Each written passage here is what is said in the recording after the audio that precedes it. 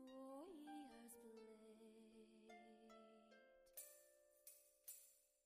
War leaves its trail in moonlight so pale, its shadows they flow in rivers and rivers. So put on my mask, I'll go where they ask, so I might once again see the roses of May, staining my soul and stinging my eyes. The red on my hands will wash away, nowhere to run from what I have done. I'm no longer a rose of May.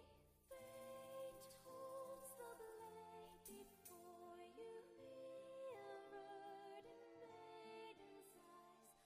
Far from myself I fly into the perilous skies, and they said follow the blade before you, fearful and courage rise.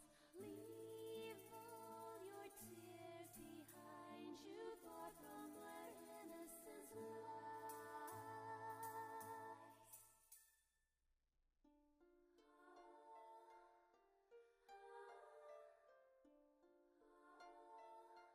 Cage of the kings, no need for wings, so turn them to stone, from roses to bone. When you look at me, what do you see? This costume I weave, disfiguring me. War leaves its trail in moonlight so pale, its shadows they flow in rivers and rivers. So put on my mask, I'll go where they ask, so I might once again see the roses of May, staining my soul and stinging my eyes. The red on my hands will wash away, nowhere to run from what I have done. I'm no longer a rose of May. Storm clouds are creeping closer, danger is drawing near. Why am I not protecting all that I once All right, hi everybody. Sorry, I'm running quite a bit late this morning. It's not even morning anymore. It's like 4 o'clock in the afternoon here. Running quite a bit late this afternoon. I started the stream right on time and then got very distracted with a lot of things. But I'm here. I am ready to play some Skies of Arcadia. I hope you all are doing well. Let's see, where am I at? We stopped last stream after doing a pretty extensive side quest that left us going back and forth a lot between Nazarad and Esperanza and Maramba.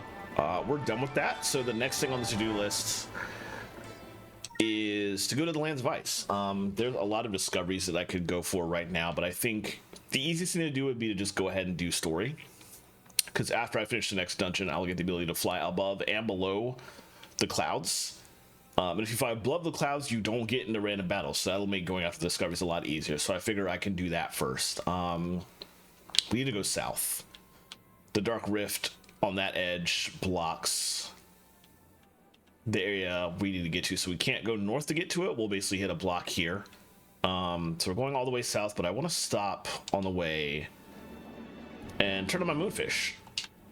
Oh. No, I just hit the... Oh, no, that button actually does... Okay, I've always been hitting start to bring that up. I forgot... I forgot right bumper does that too. But anyway, that's not Doc. Where's Doc at? Here. Let's drop off the moonfish before we go. Hey, how's it going? Yo. Do this really quickly. I don't know if we'll get any actual good items out of this, but I feel like we'll just empty the inventory and then we'll start making tracks to the south. Oh, he's growing again.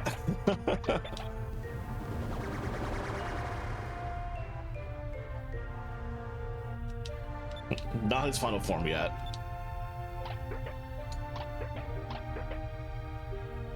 That is a huge bird.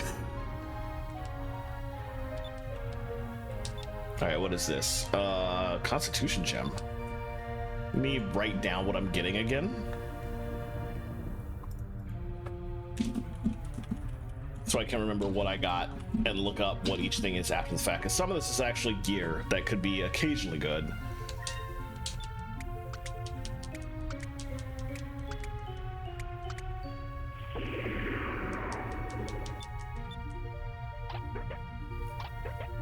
I also don't remember how many moonfish I had.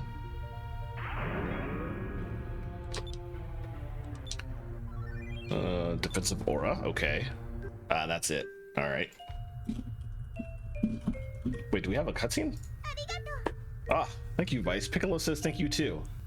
She's speaking in whole sentences now. That's great. His name is Piccolo, huh? Cute name. Tell him that I'll bring even more fish next time, okay? All right. Ria can actually talk to that bird? Sure seems like it. I don't know for sure though. But either way, it looks like they understand each other on some level.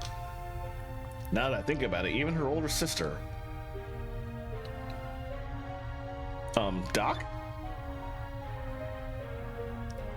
I'm sorry. I was lost in thought. Doc, please, tell me about Ramirez. When you first knew him, I must know. Okay, we're getting like actual cutscene here. I need to know what happened to him. What changed him so? Sounds like you got some pretty personal reasons for wanting to know. Very well. I told you about how Ramirez and I met, right? Well, soon after that, we were sent to Ixataka, just after Valua had begun to occupy the area.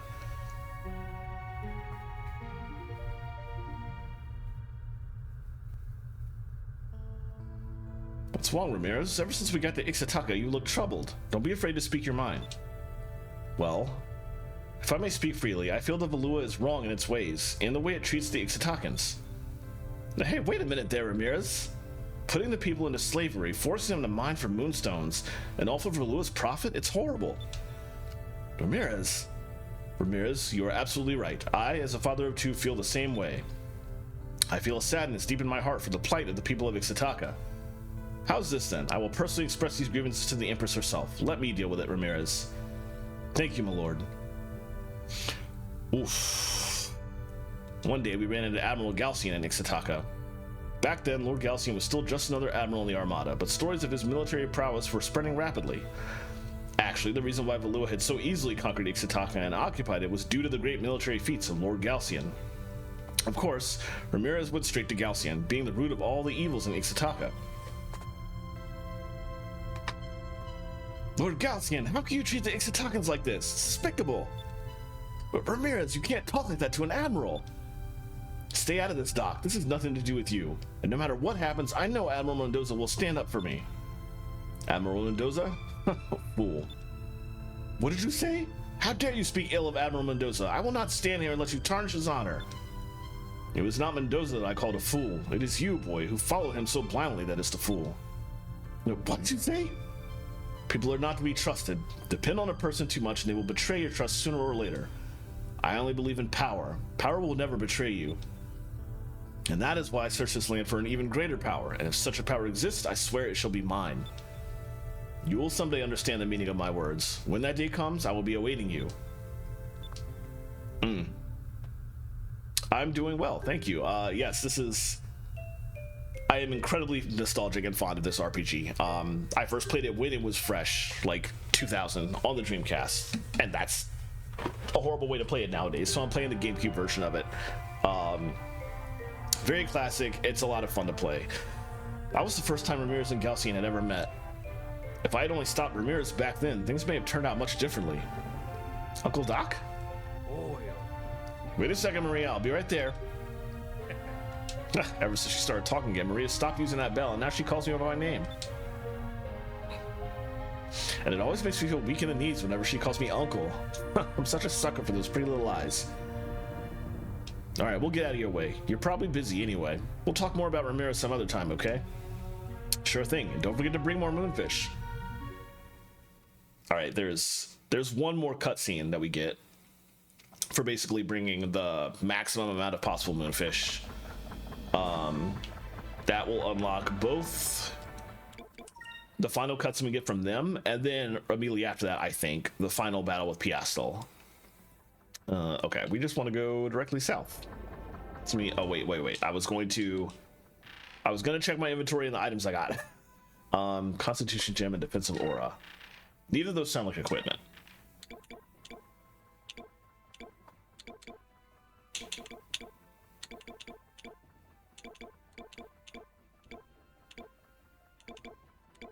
They might be accessories.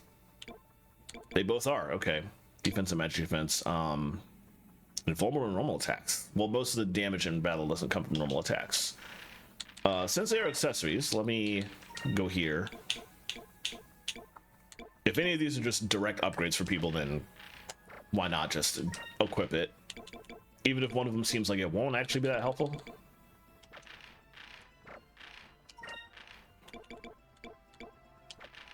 Looks like neither of them are good enough for that. They might be useful in specific circumstances, but not with the setup here.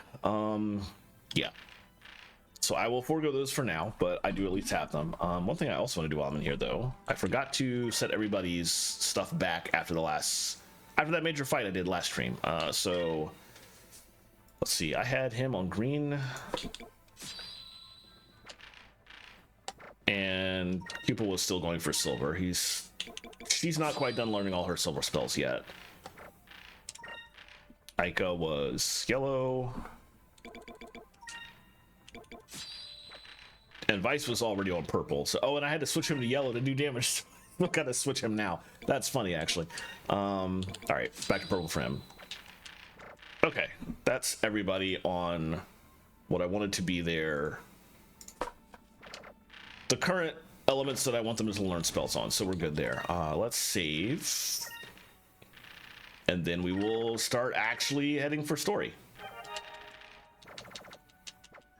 All right, cool.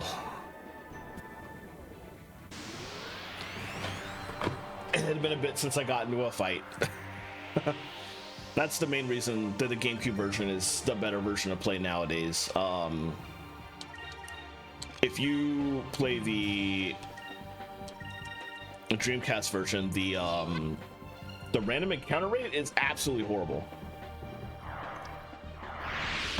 The GameCube version adds a lot of extra content to the game, but just not having the absolute horrible random encounter rate is worth it on its own.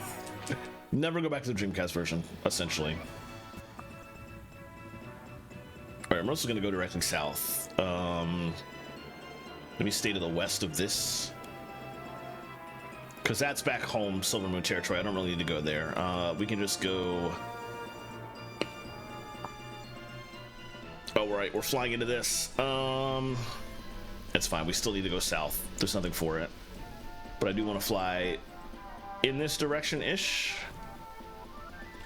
Actually, how south do I need to go? It would actually probably be easier if I go through this wall, this rift, in a second after a battle, and then bear west from there. Because then we'll be outside of the South Sea that's constantly pushing us in random directions, so that will help a little bit. Let me still land a burst. See how this goes.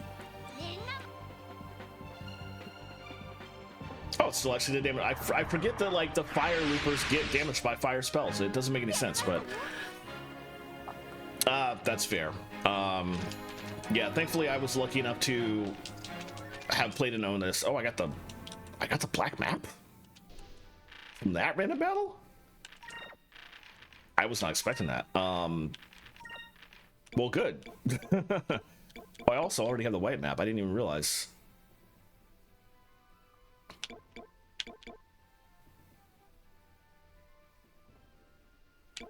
Now that I have both of those, I'm still about to get, after this next dungeon, the ability to turn off battles entirely if I want to. But the white map and black map items in the inventory are good to have, because the black map forces enemy, especially the black map, if you have this equipped, then enemies generally cannot run from you, which makes those loopers easier to fight and take out. Which means you can also go to a very specific spot in the world and grind them. So it'll be easier to get some XP later on, at least. Not something to worry about right now, but great to have. And now I want to go this way. A little bit more south. So I'd say I'm about maybe about 3/5 of the way through the game at this point. I've been playing for a couple of months now on Saturdays. And this is like, after the plot really gets going, this is the 4th dungeon we're basically going to out of 6 major ones. There's a couple of dungeons you do before the plot really gets going, but yeah, we're already at like 4 out of 6. I still feel like that might be the halfway point, but maybe a little bit past it. But basically, we are pretty far into the game at this point. This is a new area, so I'm going to... You know what? I'm still going to risk it. I'm going to lay the burst first and see what happens. That was a bad idea.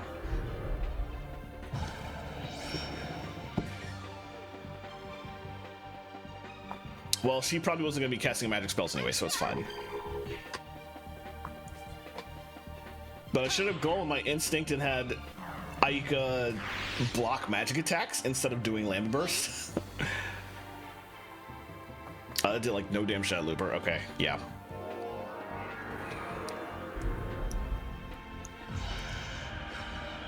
Okay, future fights in this area, we will have her start with blocking magic. I should have done that in the first place. Oh well. Oh, pleasant surprise. But also at this point, there's no point. Let's just... This thing will die in one turn no matter what. Suikoden 4 Vi's been in this... Yeah, that's... Well... To be fair, I've never played Suikoden. What little I know about it, I just go on what friends have told me and what what the game looks like, but that seems accurate from that description. Definitely... I need to stay away from that. Definitely the look of the game for sure. And yeah, the vibe of the game is essentially classic RPG, except everything's an airship, everything's a floating island. Where exactly is this place again? Oh, we've gone too south.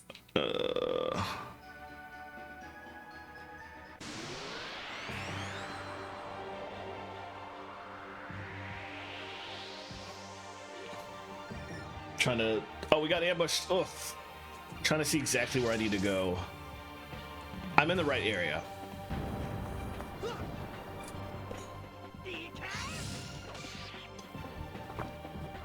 Dang, love to see that. It's always a pleasant surprise when a looper doesn't run from battle and I can actually kill it without the black map being equipped. Alright, that didn't hurt too much.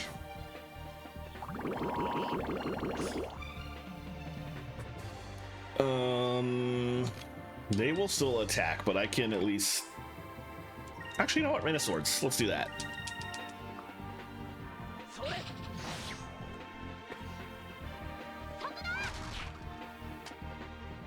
Well, if they were all going to kill one right away, maybe I should have Cutlass Fury the other one. That's fine. Did the same amount of damage anyway. We're good.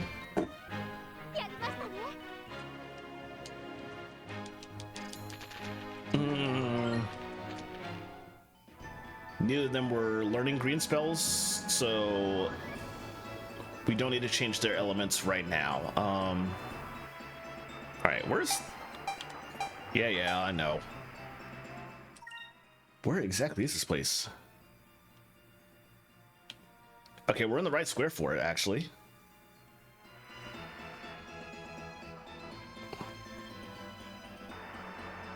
I just don't see it. Ah, here it is. Oh. Of course, can't get there without another battle. Ugh. It's fine. Oh, new enemies. Okay. We are going to play it safe. Let's Delta Shield. Let's see what they do.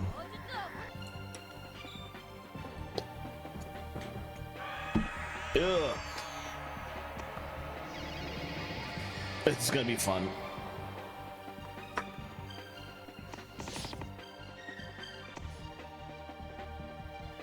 probably just gonna want to build up to a Rain of Sword. Oh well, if they die in one hit, then that's not too bad.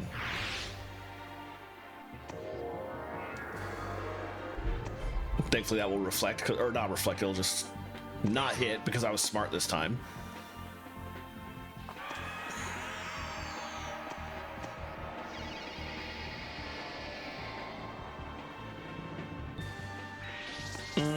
Okay, that takes one annoyance out.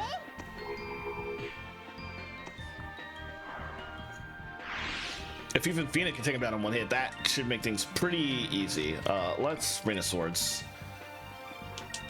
And each of them can target a separate one just in case.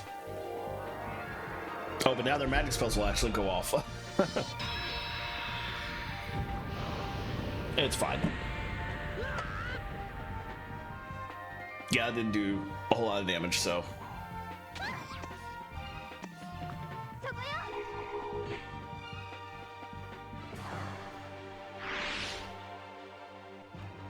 The Rain of Swords might not be necessary.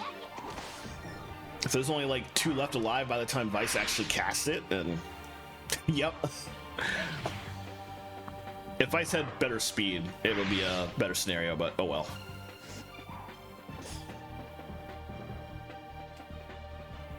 Oh, he's not even gonna get a chance. That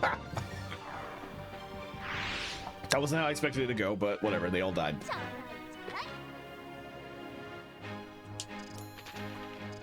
Alright, and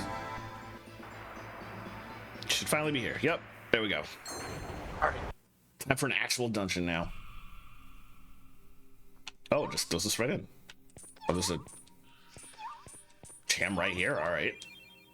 Cool. I forgot there's not story immediately. We have to get through a large chunk of this dungeon before we get into major cutscenes, I think.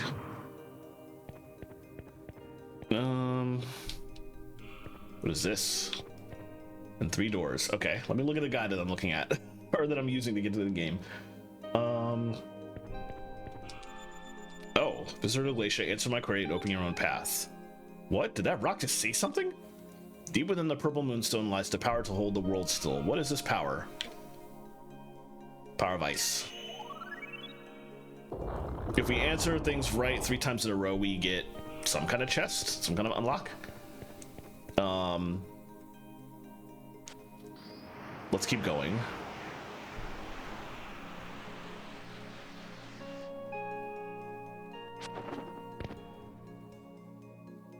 Next one is ahead. I'm actually going to stop here for a second because we have an ad break coming in about 25 seconds, so I think now would be a good time to go to my break screen. I'm going to stretch, I'm going to hydrate, I'm going to get some more coffee, and then I'll be back in about 3-ish minutes. So, see you all shortly.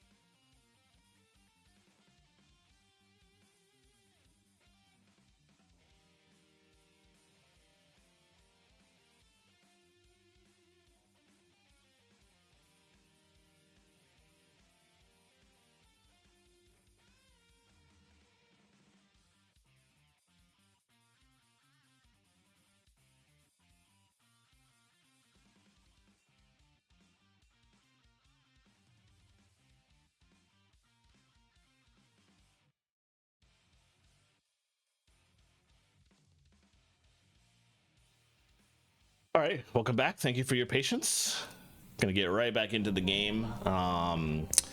Reading up on stuff, and it looks like I'm just going straight in a path for a little bit. And I think this takes us to like the next question to answer. Yeah. Okay, literally a short quiz before we can actually like enter the city proper. Visitor to Glacia. Answer my query and open your own path. The purple crest ties a certain number. What is that number? I have no idea, and that's why I'm using a guide. Maybe 2. I do indeed play 14. And that reminds me, now I remember where I saw your name. That was a couple of days ago. I think you were streaming, and Fayruz blasted in her Discord server to say, everybody go watch this person. So I tuned in and lurked for a little bit. I was like super busy that night, didn't have time to actually like chat, but I was lurking on your channel.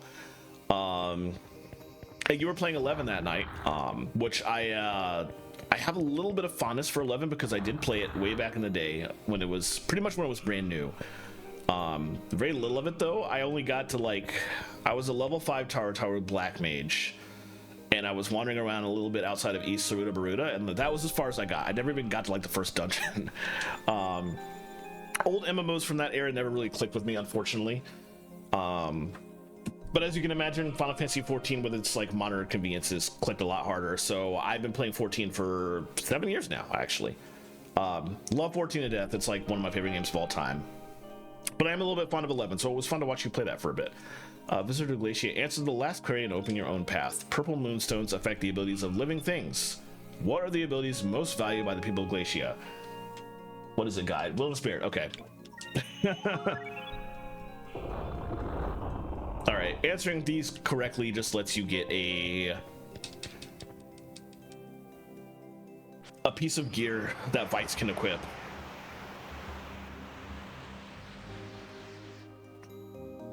No matter what you answer, you can get into the dungeon proper. I think you might have to like fight enemies if you don't answer them correctly or something like that. Oh yeah, Favors is definitely awesome.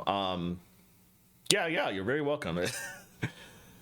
Oh, cutscene. This looks like it's the last door. Oh, it's bright. The fog is so thick, I can barely see what's in front of me. You're not the only one. It's so cold, even the air is freezing. Well, we can't let that stop us.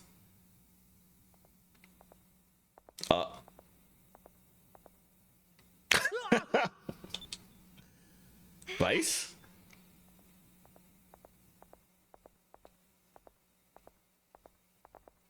Hey, where'd Vice go? I'm down here.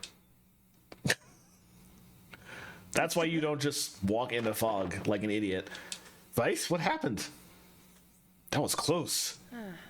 If we can see the sky through the floor, that means we're at the bottom. Hey, the fog is starting to lift. Oh, I never imagined that we'd find this.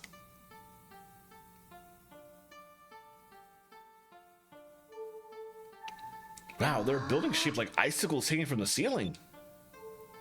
This is Glacia. In the old world, it was the capital of this region.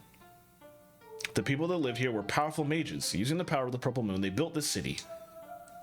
And because the city was built below the ice, it was unharmed by the rains of destruction.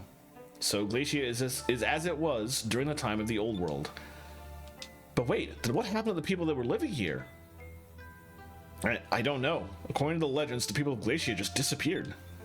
Nobody knows where they went or why they left. Maybe they left their city to invade another land. And they perished in the war and the rains. I can't imagine an entire culture becoming extinct. Think of all the knowledge that was lost. Everything that these people worked so hard for is going to stay buried here forever. Let's go. We should find the Purple Moon Crystal before we get buried here, but forever. All right. Now we have... I forgot this was like the theme song of this dungeon. We're supposed to just keep going.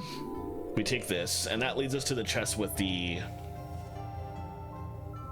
boots I was thinking of. I think. I feel like that's correct. I guess we'll see. Well, I can't go that way.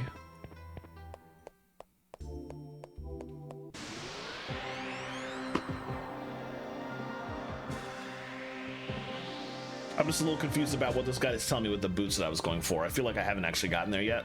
Anyway, new enemies. Let's play it safe. Let's land a burst to see what they do, and everybody can attack individual ones.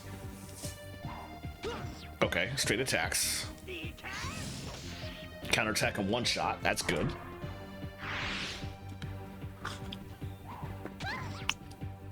And the attacks don't do much damage, which is also good. Okay, fine, just run.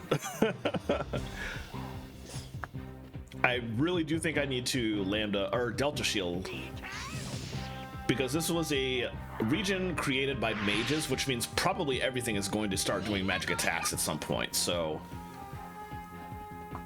I did Lambda Burst here, but I should Delta Shield for safety's sake. Especially because that Lambda Burst went off late. Like, everybody took a turn before she did with that. So if they do start casting magic en masse, I feel like it would be a lot safer to heal against that or shield against that first. So yeah, that's what we'll start doing.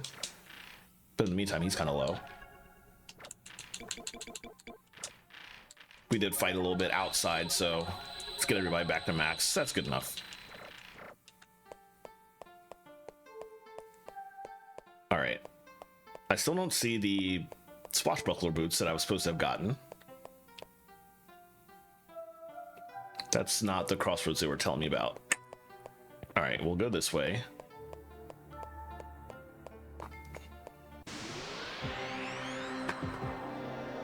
I do remember this dungeon being a little confusing layout-wise, so we'll see. We'll see how it goes. Oh, nice, got the ambush. I'm going to hit one of those immediately and have everybody physically attack the other one. Nice.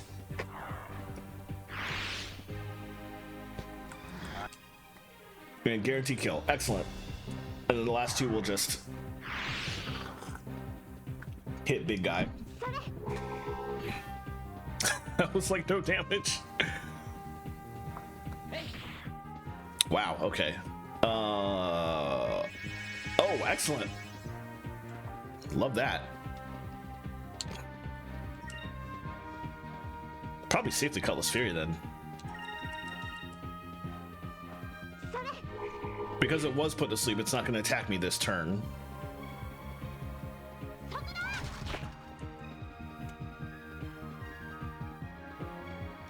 I guess I spoke too soon.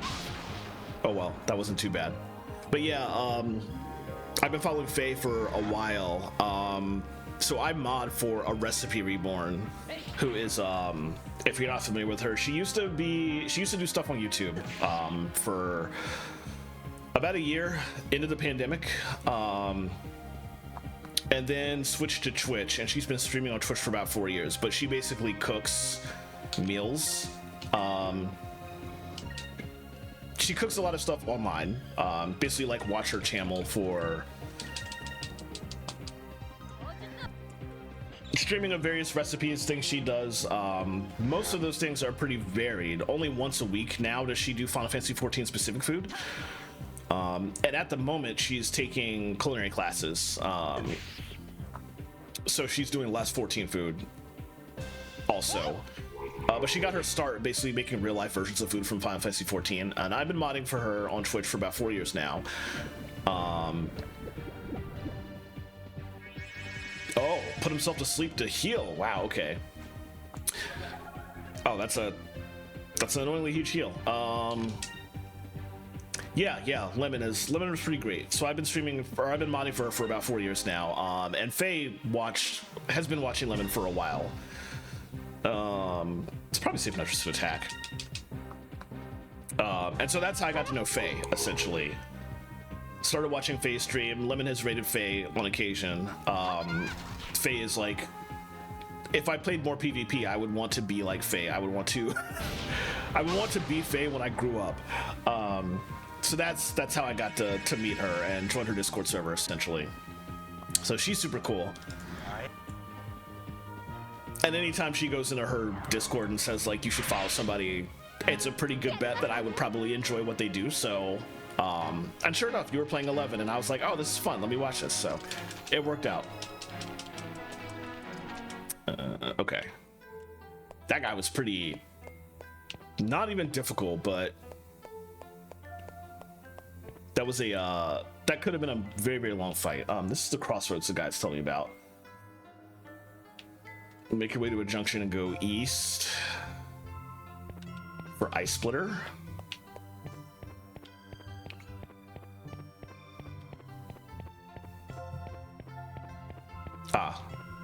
I don't remember ever getting the swashbuckler boots. I'm so confused. Maybe it's just in my inventory. I kind of doubt it. Anyway, this Ice Splitter is definitely something. Whose is that? Not his. Okay, the swashbuckler boots are definitely something I've not physically gotten yet. Let me look at the guide and see if that's just a chest that I have yet to open.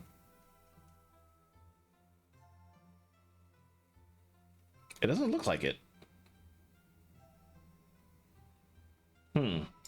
I'm very confused. Let me, I actually want to backtrack. Wait, I should, what is this ice square I got? Is that a weapon for Enrique?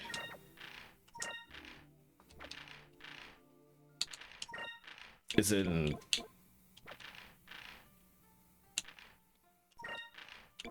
Doesn't sound like it should be a piece of gear to equip.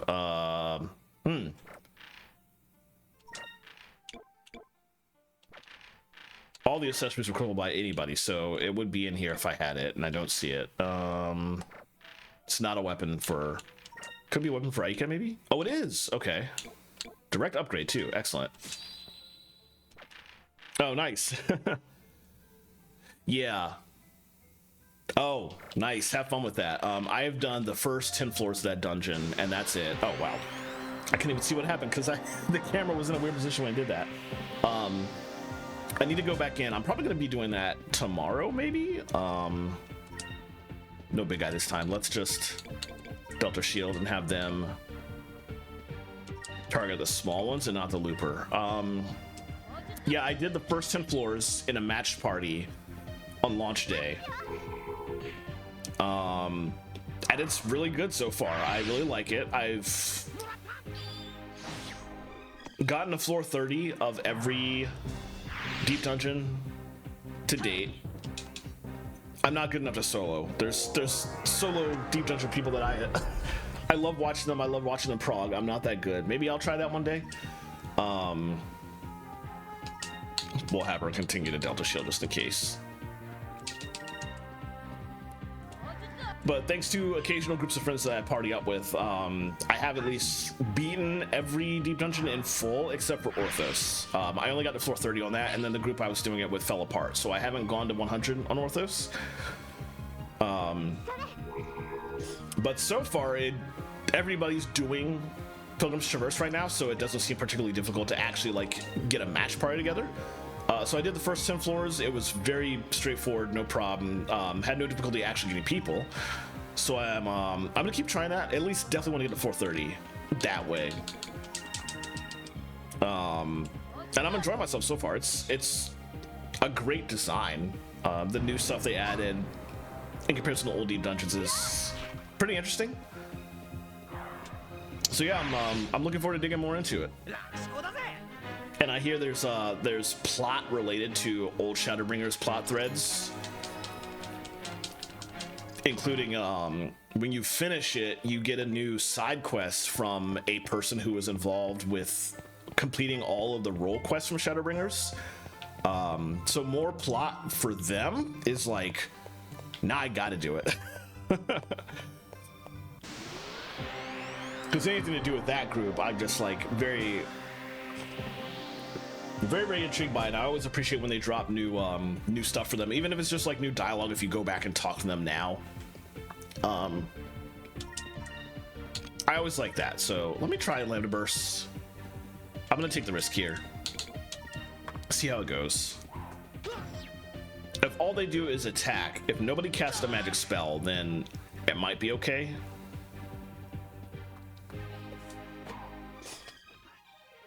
Also, Enrique he probably needs some heals.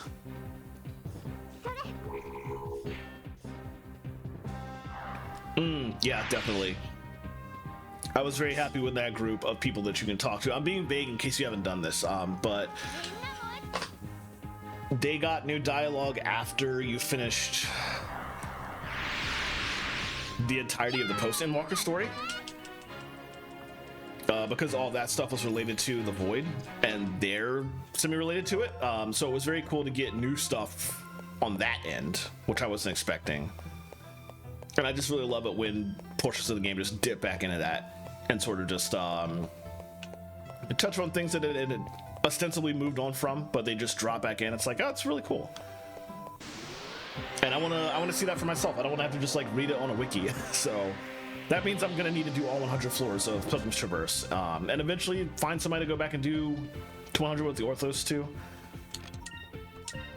This is an ambush, so let me take the opportunity to guarantee one of those loopers goes and try and get the other one.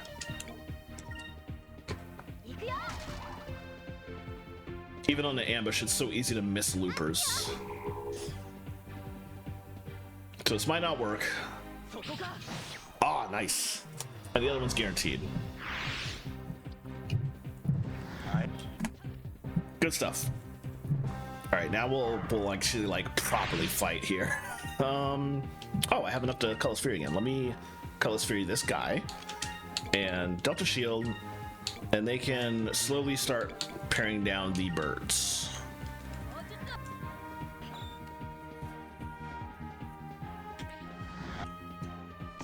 Okay, good. I was hoping that would one shot. They wouldn't be like the Yeti or whatever. That took like 8 million years to be killed.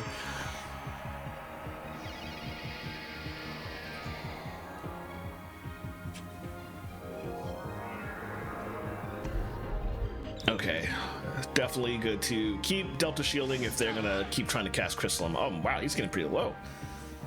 Because I mentioned last fight that he needed to be healed, and then I forgot to heal him after the fight ended. That is entirely my fault. All right, there's only like 2 of them left, 3. Okay. Let's attack. You can Delta Shield. I'm actually gonna have you Winds, because the Winds might actually kill everybody. And let's waste a Attacking Crystal.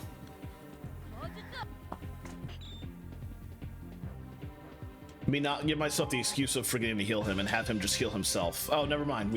The Winds did indeed work for that. Oh, which is great to know. Because that means in future battles I could Delta Shield and Lunar Winds and probably take out most of the small fry while still protecting against magic attacks. So I can do more damage immediately at the start, basically. Okay, Sacred Crystals now. They're good. Just him.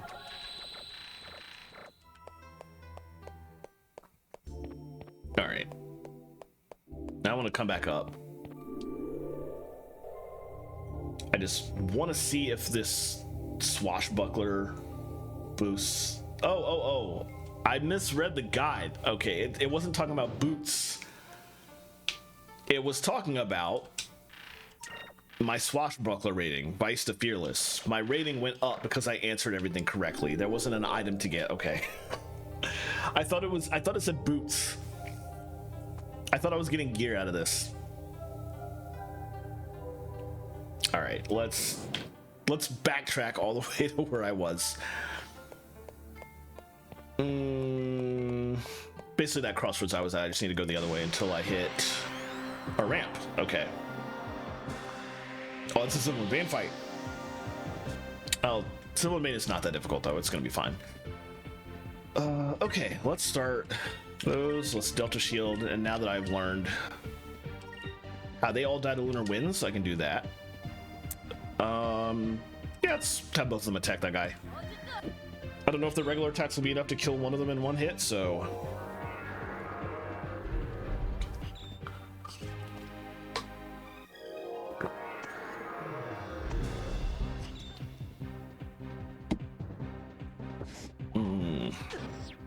I'm really glad I healed him. After he gets That wasn't a big hit, but I feel like it would have been very dangerous at his low health before.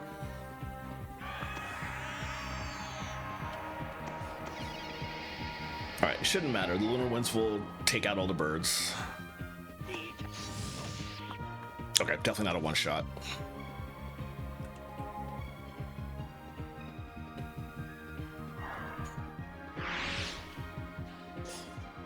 But it also did enough damage to him that I can probably get away with Cutlass Furying. Actually, maybe I should just do that straight up. Well, she has enough to still Delta Shield, it's fine.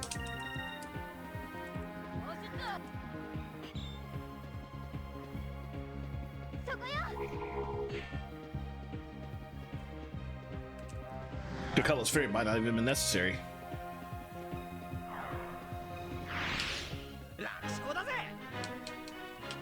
Also, he probably should not have purple on right now. We're in a literal ice dungeon. It occurs to me that's a very bad idea. It's doing like half the damage he could be doing here.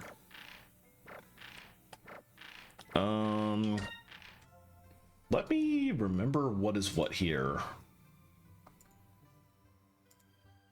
For the weapon advantage, what does purple do against other people?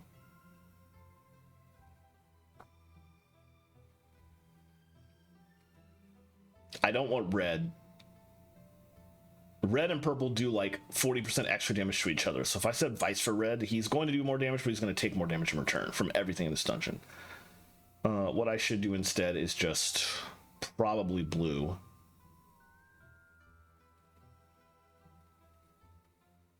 Yeah, he'll do an extra 10% of damage and not get hurt extra in return. So that's the smarter play. Okay. We'll send him back to purple after we get out of here. After we get out of here, excuse me. All right.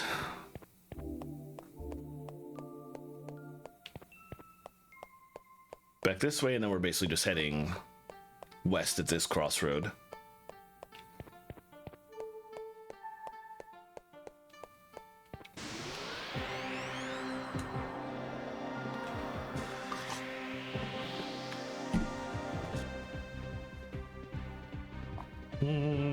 Okay.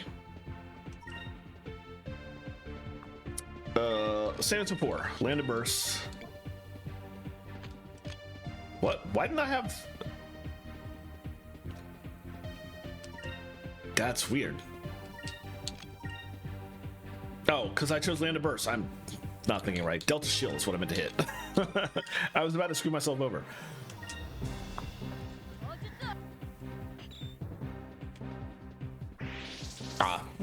I was hoping the lunar winds might actually take the looper out, but oh well.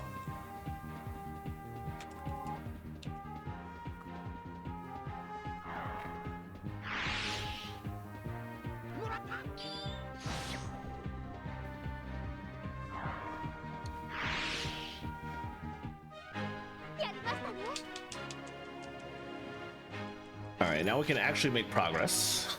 Now that I'm not backtracking unnecessarily. I'm supposed to go this way until I see a ramp I can go down. Ah.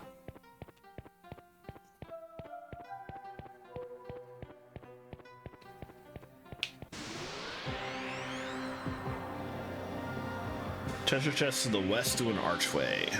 That might be directly west of where I'm at right now. Oh, interesting.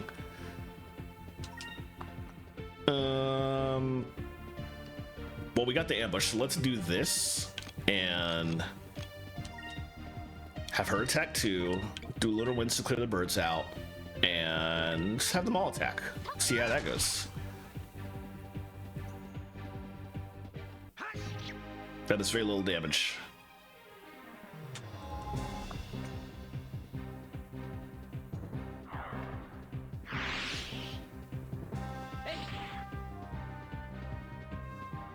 All right, you can Cutlass Fury now. You still Delta Shield. What can I do? Pyre. That hits everybody. That's unnecessary. Oh, they all hit everybody. All right, fine. We'll just do that. Let's get a fire spell in here. See if that helps. One of the rare times I cast magic in this game.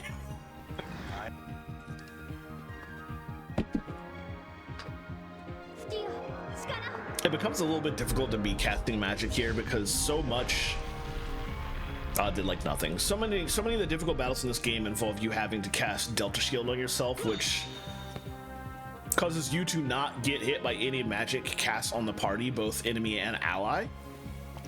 So like half of your magic becomes wasted. Only magic you cast on enemies is useful.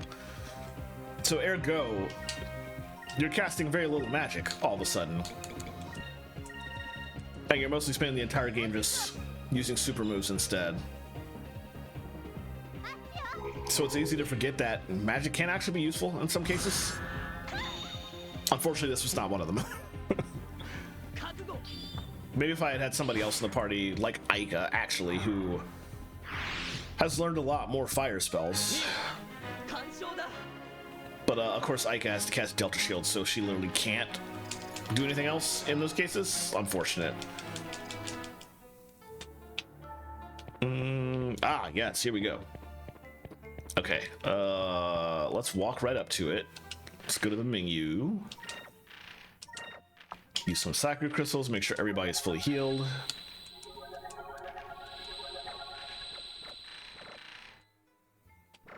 And for this fight, I can actually set Vice back to purple, I think. Excuse me.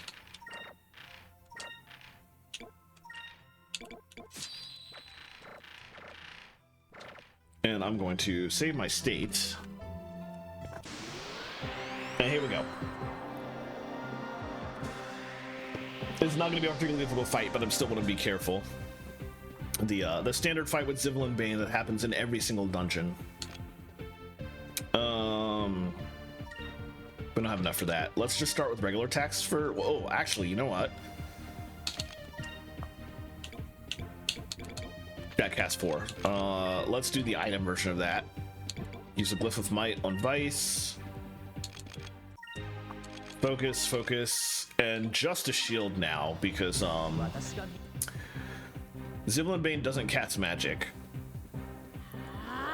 So I can actually have Aika do other things, but in exchange, Enrique will not be doing anything every turn of this fight except for just casting just a shield.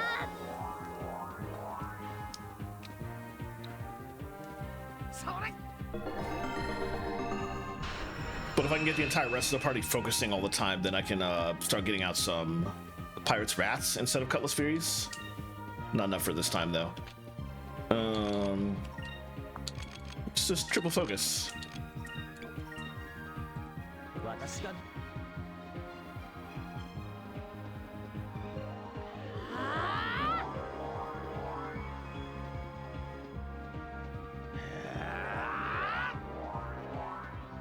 Okay, we'll definitely be able to do a Pirate's Wrath on the next turn.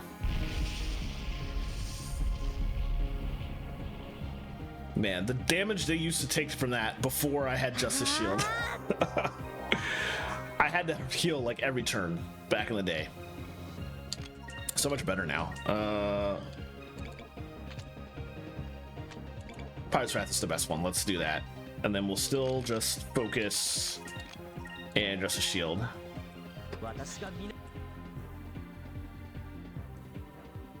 See how much damage this does.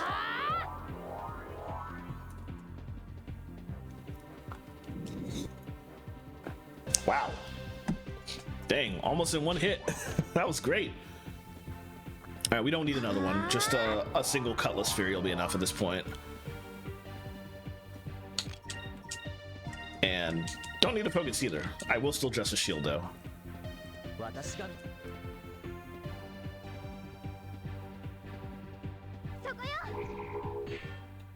I guess I don't need the Cutlass Fury either. Alright, good stuff.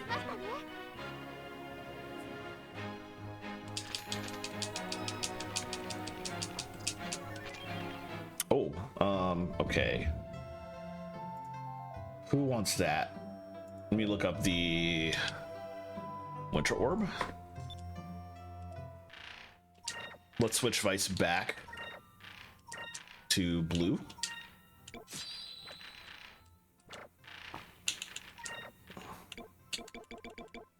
The winter orb is something that I will sell.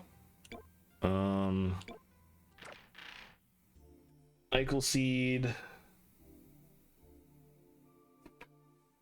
That's will. That's magic damage. Let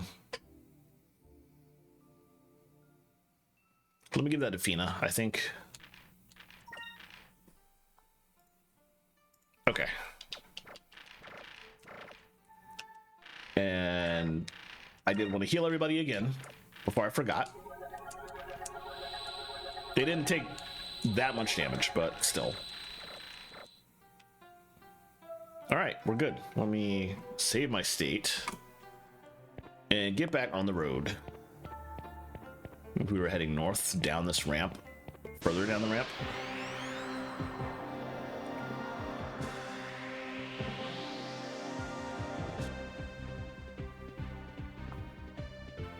And not an ambush this time. All right, we'll try and start hitting the loopers. Let's Delta Shield, let's Lunar Winds, and see how well it goes.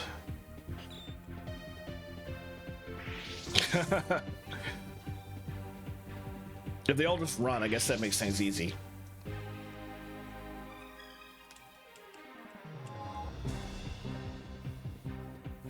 Oh, it didn't do any damage, okay. All right, good to know I shouldn't bother then.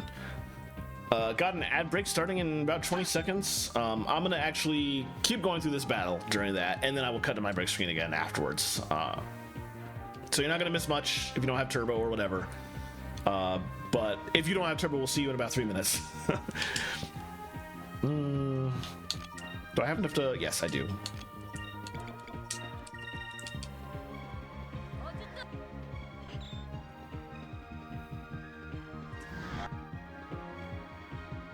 All right, we did like 3 of those all together.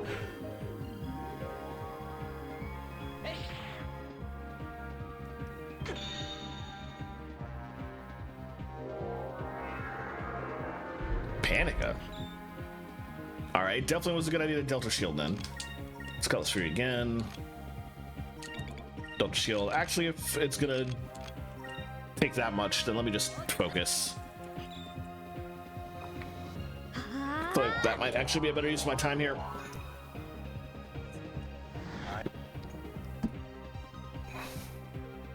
Or maybe not. If they both attacked, that would have been it. Oh well.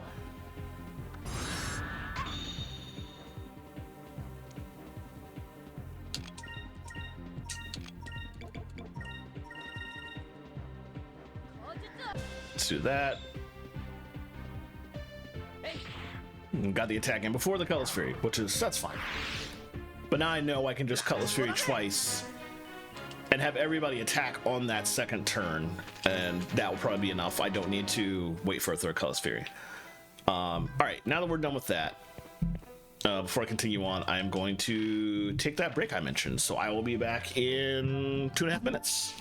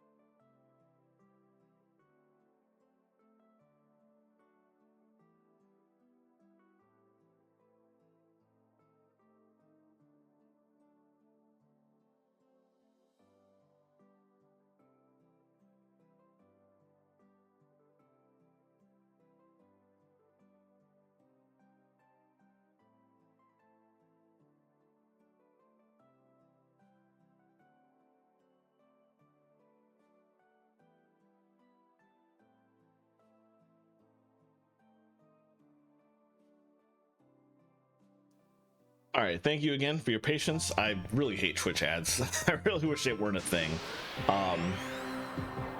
The only reason I have it set up the way I do is just because I prefer, if we have to be forced to sit through Twitch ads. Oh no, I got ambushed.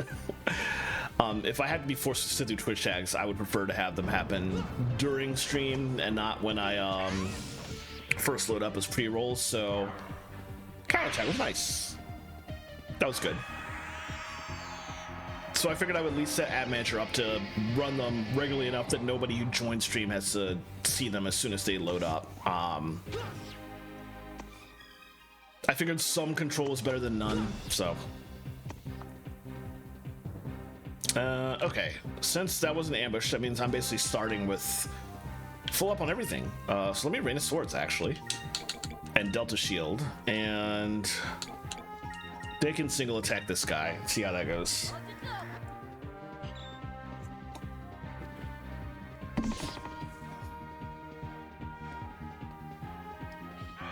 Rain of Swords will definitely take out all the birds for sure. And maybe if I'm lucky it does enough damage to the big one.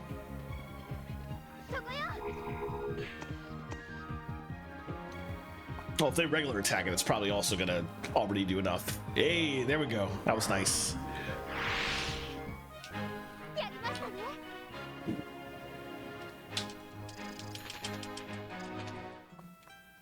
All right, here's the ramp finally. And that's gonna take us, or lift, not a ramp. From here, we need to go south for a cham.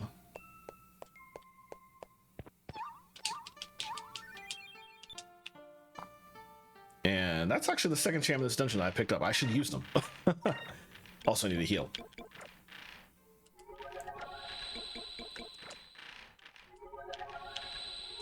Okay. Pop both of those. I don't remember how many chams we have left to go. 4, actually. That was cham number 26 we just got, so definitely 4 left. All right, and then we want to go east first for another item.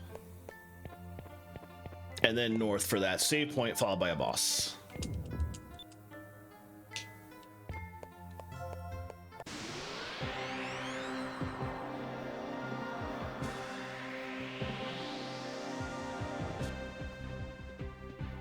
Oh no, big guy again. All right, so what do I want to do here? Cutlass Fury? No. Let's start with a regular attack on him, and then a Delta Shield, and a Lunar Winds, and a regular attack. That'll clear the birds out, at least.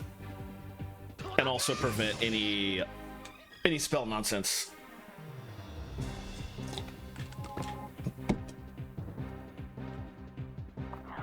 Oh, that bird was powered up, okay. I was expecting that.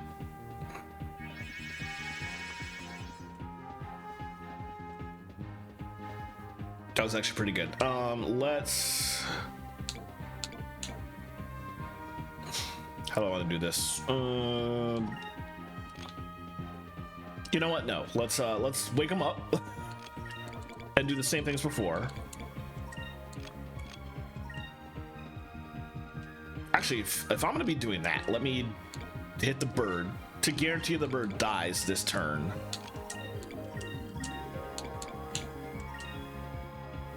Just want to make sure no nonsense happens here. And then we'll start focusing for big attacks against the big guy. Okay, good. I know Lunar Winds won't do much of anything here, but that was kind of the safer option. And maybe Enrique will put it back to sleep? Nope. Well, hold on. No, okay. I wasn't quite that lucky. Let's start with some Cutlass Furies. Actually, you know what? No, hold on. Focus. Delta Shield. Let's build up some Pirate Wrath.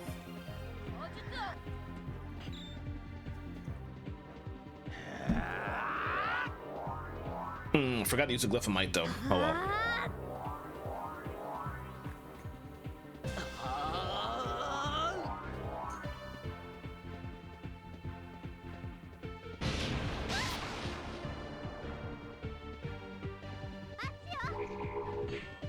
for what little that did, but I appreciate it. Oh.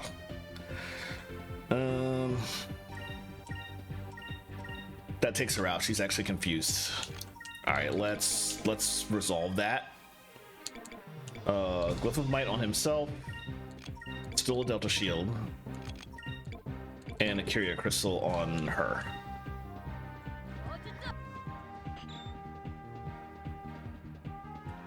I feel like it's possible I might just be able to prophecy this guy at this point, which is incredible overkill, but I might have enough spirit points for it next round. If the enemy doesn't confuse anybody again, at least.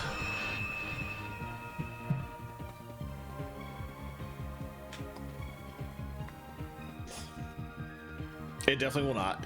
With a miss attack. Okay. Oh, no. I still have like 10 spirit points to go. I can definitely Pirate's Wrath, though. Let's continue to Delta Shield. Let's continue to focus.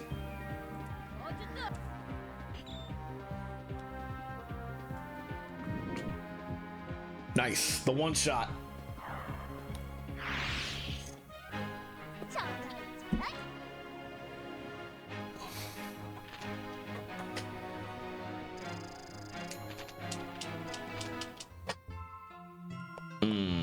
The next fight is actually going to be pretty dangerous. I'm looking at the guide.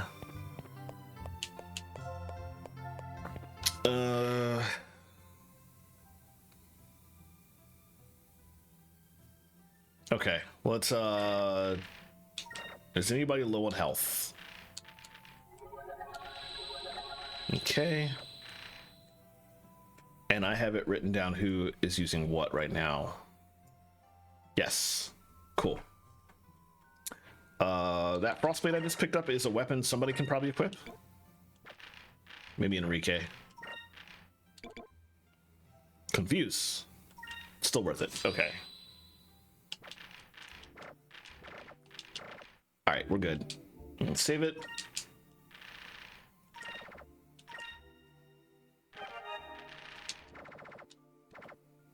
Also, save my state.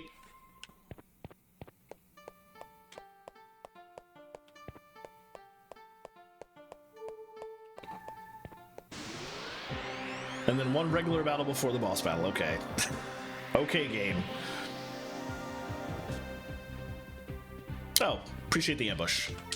Let's colorless free one of them just because I can. And we'll have everybody regular attack the other one.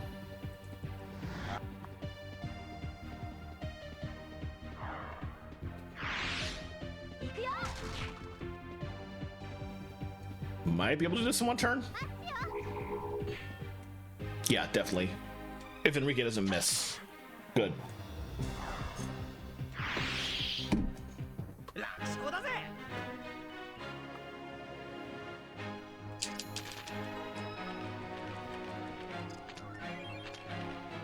Nice. I've been using a lot of Sacrum crystals, so the more of those I can get, the better.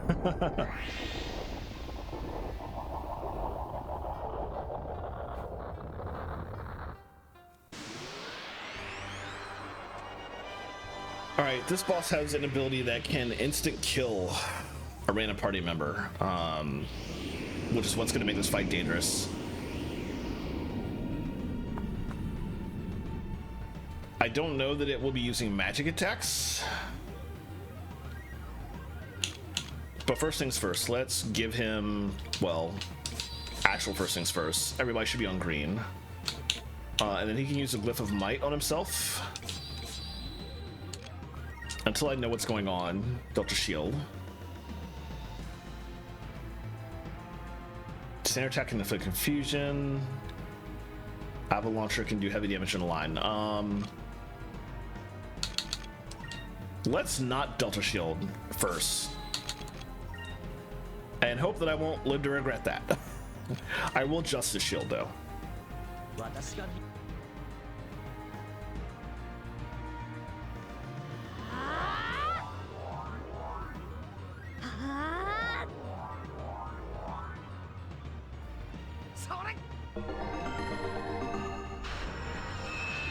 Now that he's cast that, I'll be doing triple focus every turn, so it won't take long to get a Pirate's Wrath. And apparently 2 Pirate's Wrath is like all it will take to finish us off.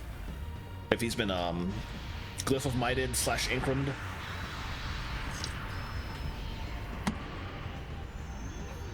Okay, Justice Shield made that not bad.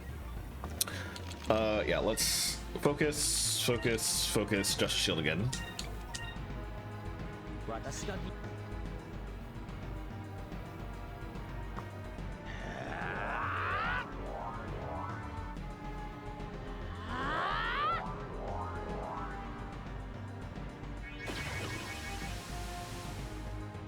That might confuse. Good, it didn't. Want to be ready with the Curia crystals.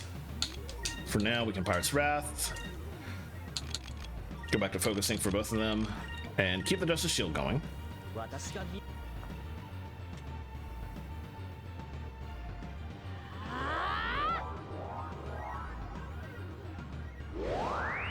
Ugh. Oof. Alright, no Justice Shield next turn.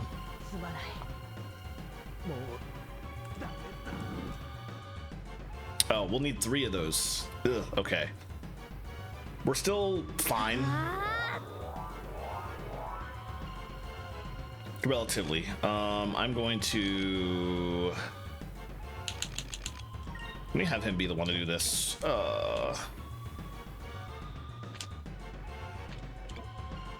Rhizome Crystal. Actually, does she have the Rhizome spell? Let me see. Let me Sacrum Crystal and focus and see if she has the spell. She does. Let's just cast the spell. Because I don't have a whole lot of Rhizome crystals. I need to find a store that will let me buy more of those.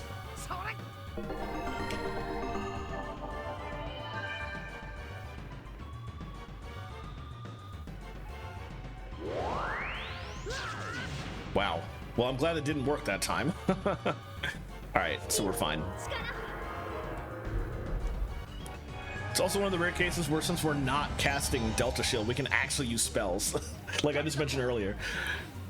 Normally I'm not that lucky, but worked out here. Okay.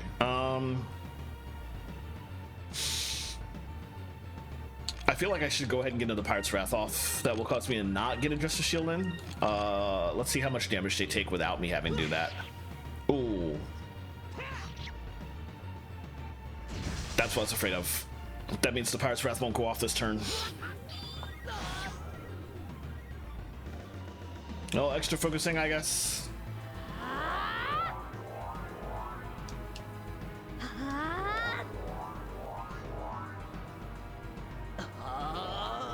Also not getting the Pirate's Wrath off next turn because we have to cure the Confuse first, which I will do first thing.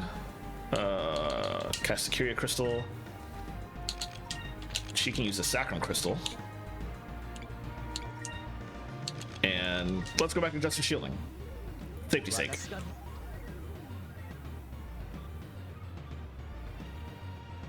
Alright, there we go. Barring any nonsense, should be able to get the Pirate's Wrath off next turn.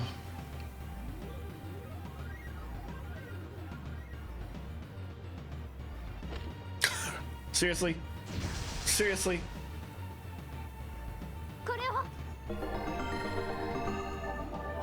I wish there were a way to prevent that kind of stuff that did involve accessories, which I didn't equip on the before the fight started.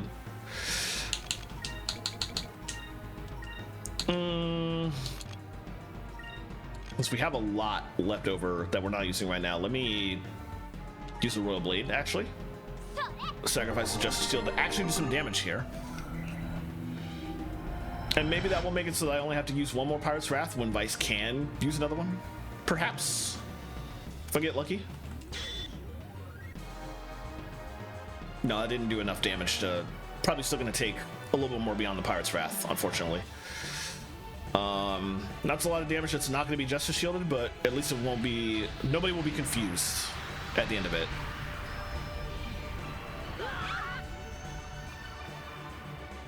And like 2 Sacrum Crystals will fix that, so I'm not too worried about it.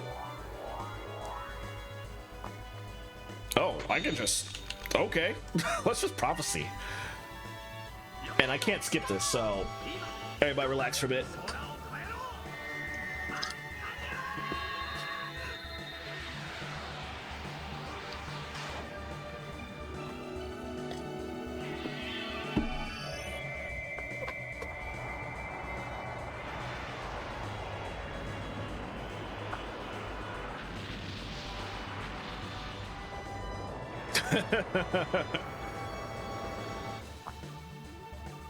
It is very peak, but when you have to watch it once, like every single fight, it.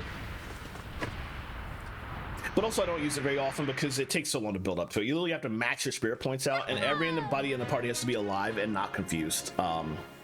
So it is kind of rare than I talk about to be able to see it. So I guess I should give it some credit. It's worth sitting through for sure. Now that's done though.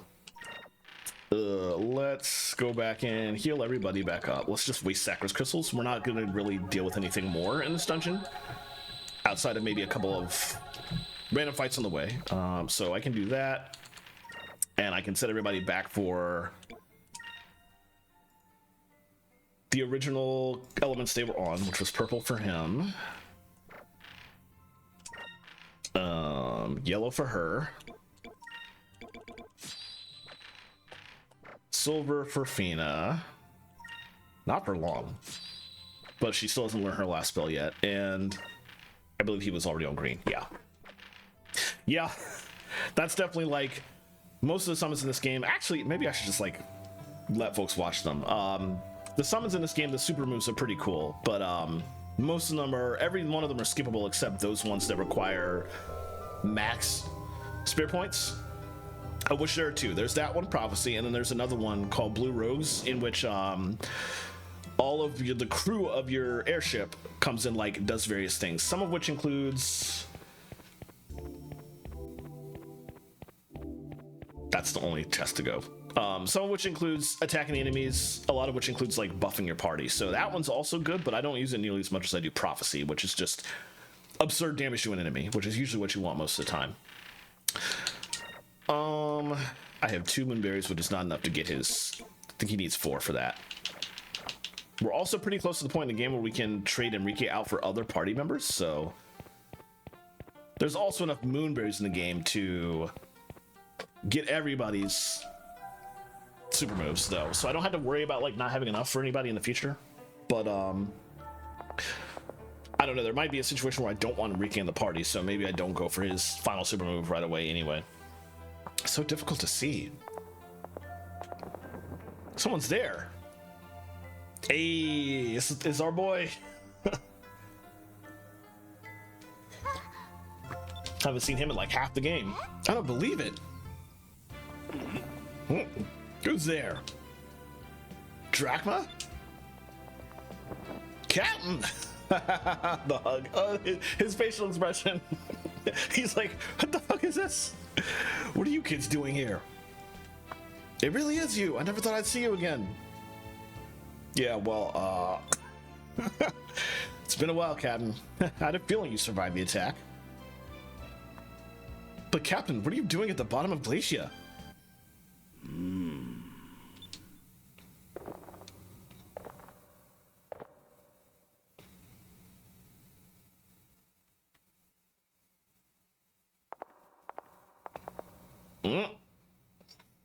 What? No, it's not.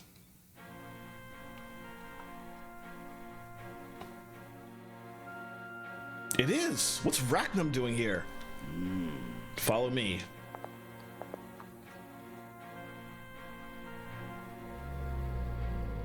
Is he dead? No, he's still alive, but he was badly wounded by Ramirez's ships. It's a fatal wound. Rachnum is dying.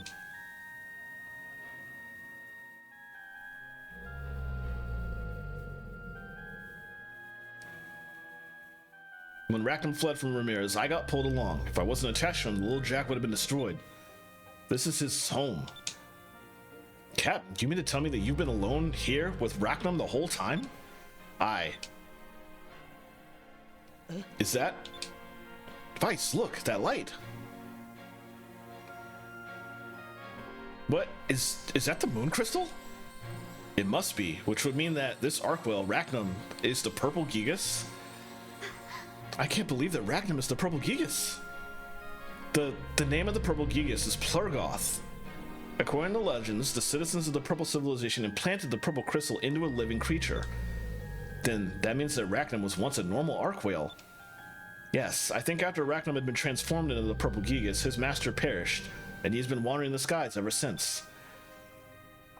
So this poor Arkwell was also a victim of the war. But Captain, why'd you stay here all that time? If little Jack is here with you, why didn't you leave? I've spent my life searching for Rackham to avenge my crew and my son. I wasted all those years. Rackham saved me from Ramirez. I just thought that I could watch over him in his last moments. It's the least I could do.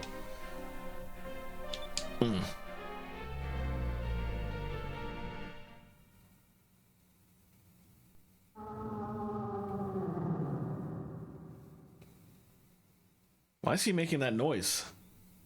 I'm not sure. What's wrong? I'm here for you. This isn't good. Look at his eye. Rackham. I see. It's time for you to go. Time for you to join your friends. Goodbye.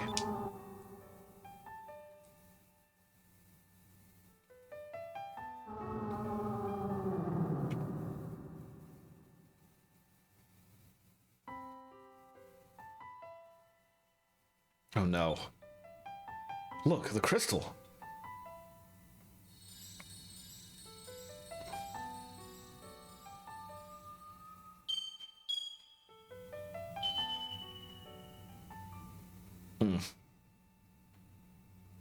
I'm sorry, Captain.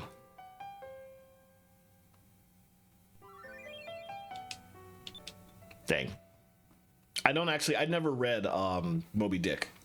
I don't know if it ended anything like this.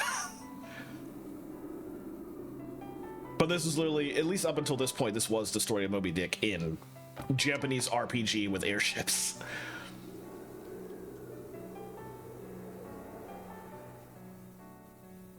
Dang.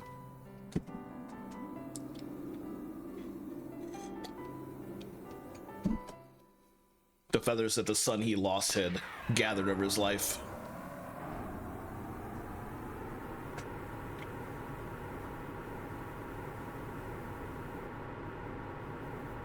Captain, are you really going to leave us? Chasing Rackham was my reason for living. And now I've got to start over. When you're as old as me, it's not easy to change your ways. I'm sorry, but I cannot go with you. Vice, are you sure we should let him go? This is a swashbuckler rating question. I'm pretty sure the answer is just let him go, though. Yes. Yeah, we should just let him go. I can't imagine what he's going through right now. Captain, we finally met up again, but I guess this is goodbye. Boy, you've become quite a sailor. I'm proud of you. It's a little strange to hear compliments coming from you. Captain, before you go, there's something I wanted to tell you. You said that you and Rackham were both alone. But you're not alone, Captain. We've been with you the whole time. No matter how far apart we become, we'll still be sailing in the same sky. The same sky, the same clouds, the same wind. We'll always be together in one way or another. We'll never forget you.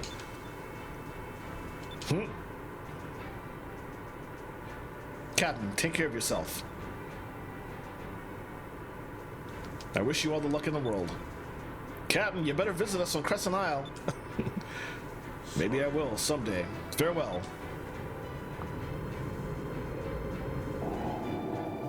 It's good to see him alive. You spent the first third of the game with him and Enrique's place in the party. Alright, now that we're done with that, the next step is to go back to Crescent Isle, which is, we basically want to head northeast-ish for now, while dodging this thing that's in the air, probably above us, like right now. Let me stay ground level until I'm away from the continent.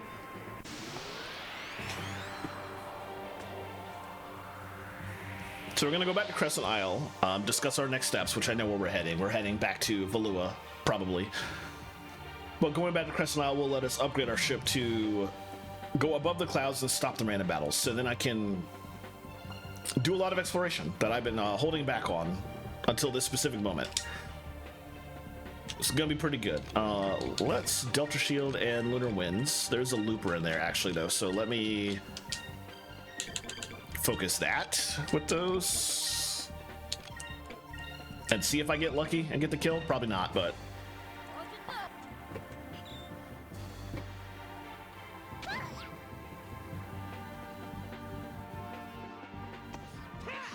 oh wow, okay, love to see it. The litter ones will take them all out, so that's not a big deal.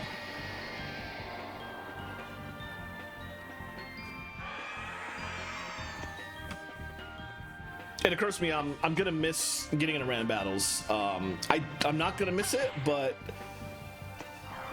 once I can fly above the clouds and avoid them all, we're also not gonna hear this battle music anymore. And the the open world battle music in this game is ridiculous, and I love it. So I am gonna miss that to some extent. Let me just rain a swords actually, and have everybody attack random things. I'm still impressed by the composers of this game having the balls essentially to be like, let's just make orchestral battle music and throw the amen break underneath it, which is just like the stupidest concept, and I love it to death. All right, we're far enough away from that guy now that I can get up into the sky a bit. I'm mostly going to be heading directly north, but how far east do I want to go? It's fine. This way is good because we're going to be pushed in the direction we want to go anyway when we cross this rift.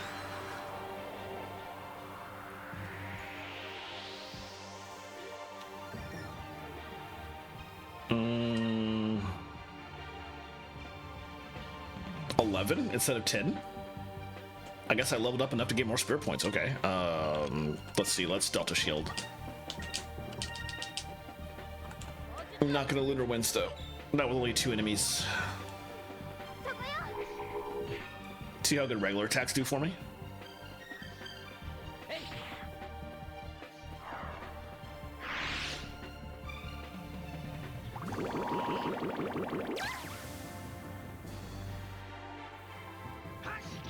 Good stuff. That was exactly what I was hoping for. The Vice would one-shot one, and Fina and Enrique would kill the other one.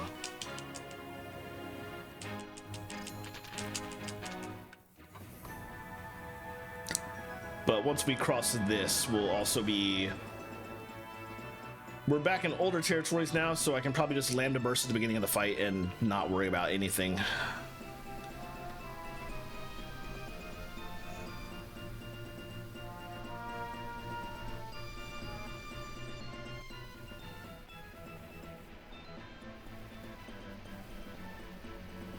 Wow, the music gets really screwed up when you get close to the close to the cyclones.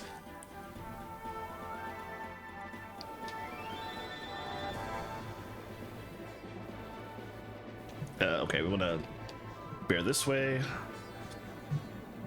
I'm at the point where I visibly remember where to go now. I don't need to hit up the map at this point. Gonna cross through the rock wall here.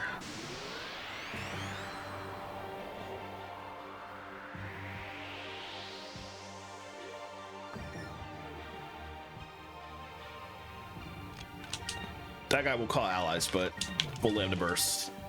We'll actually have them all focus that one first. Good. Now it's not going to call allies anymore.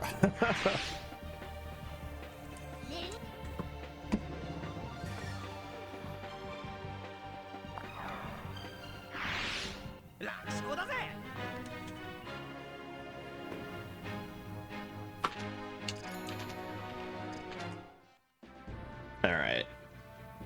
Back through here. We can actually just cut through here. I don't need to go through that rift.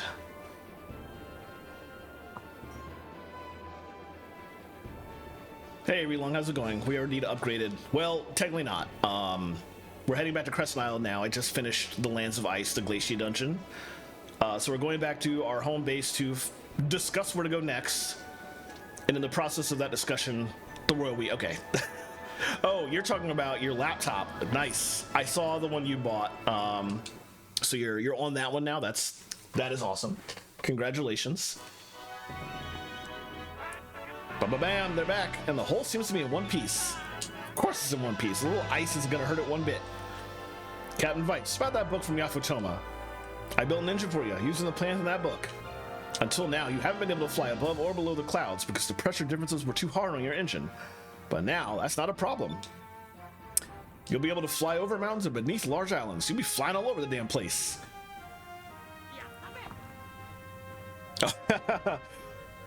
But it's working now, at least, right? Okay, good. Really? That's great. When can you install it? I'll install it tomorrow morning at the crack of dawn. With the new engine, we'll be able to travel to more places than ever before.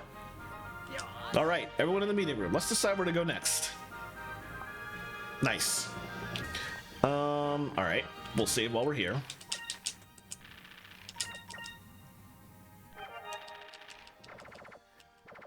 And we have an ad break in 30 seconds, so I'm gonna start wandering outside, but I'm also going to go ahead and go to break screen. So everybody feel free to buy a break, hydrate, and we'll be back shortly. So see y'all soon.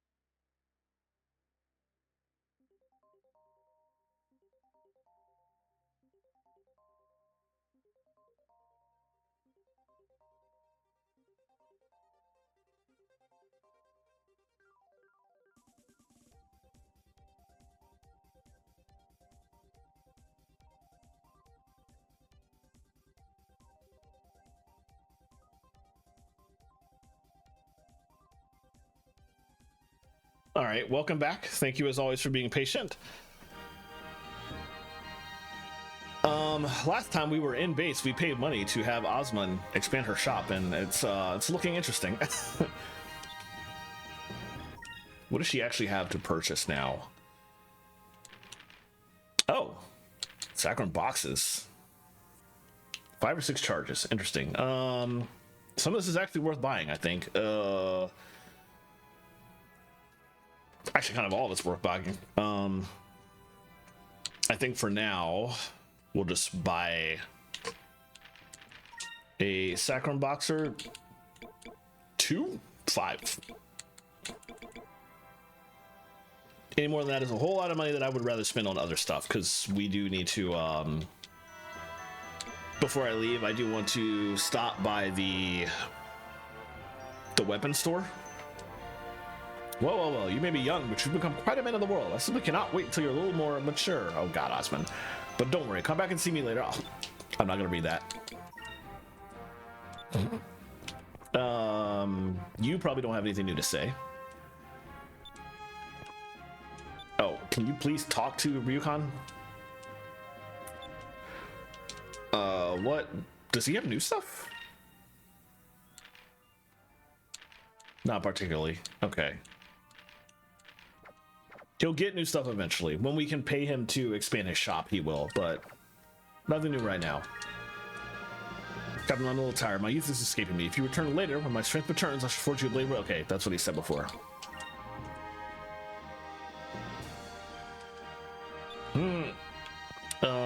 Let's go. Let's actually go back into the hangar before I head up to base, or up to the meeting room.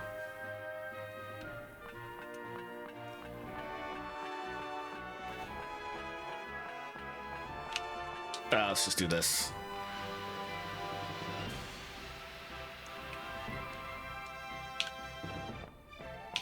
Also, let me check the my crew. Yeah, I'm missing 2. Both of which I'll actually be able to get after the next cutscene. Well, one I could get right now if I went back out,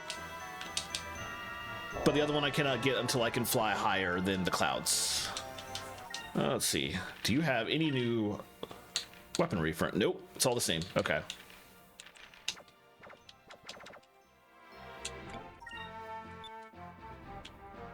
All right, so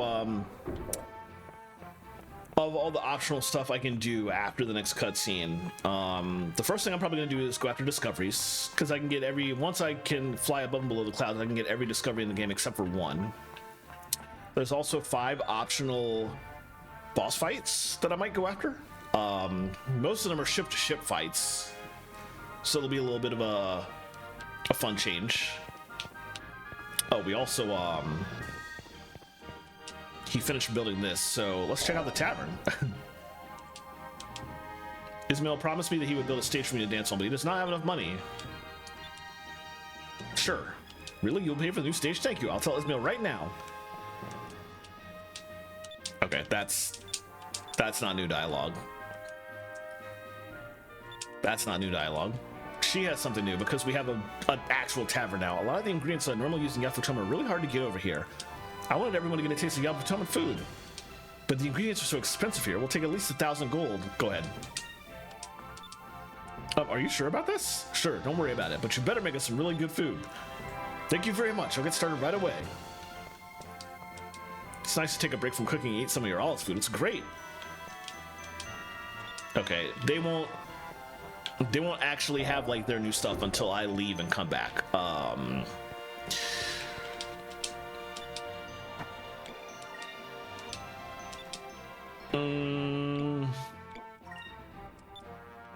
We did the fountain already.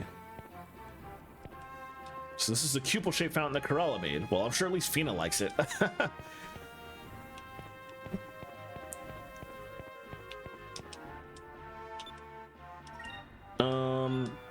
I don't want to remodel anything.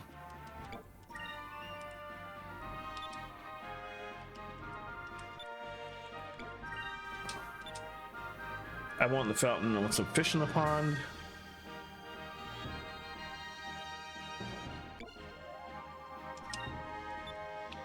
Okay, Okay, so they offer different things. So I can talk to him and get the relief built. Which I guess I will do.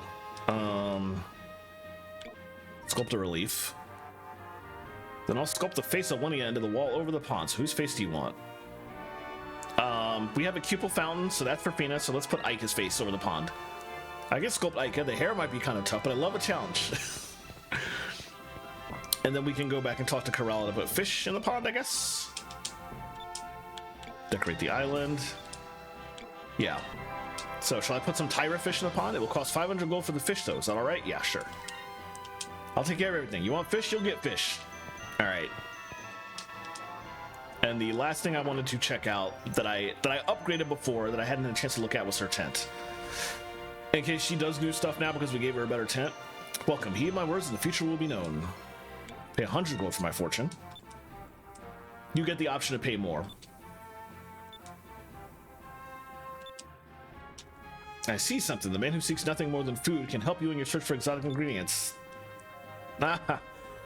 So if you pay 100, she offers you actual like hints towards side quests, but unfortunately she just gave me a hint for a side quest I already did.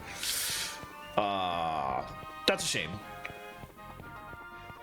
All right, at this point there's not really anything else I can do, I think. Out here, she's still standing here. Enrique's not there with her for some interesting reason, but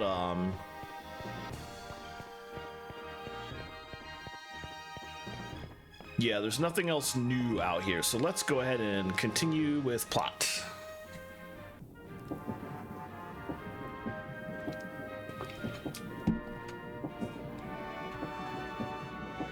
I also now know that I have, well, hold on, let me talk to, nothing new, okay.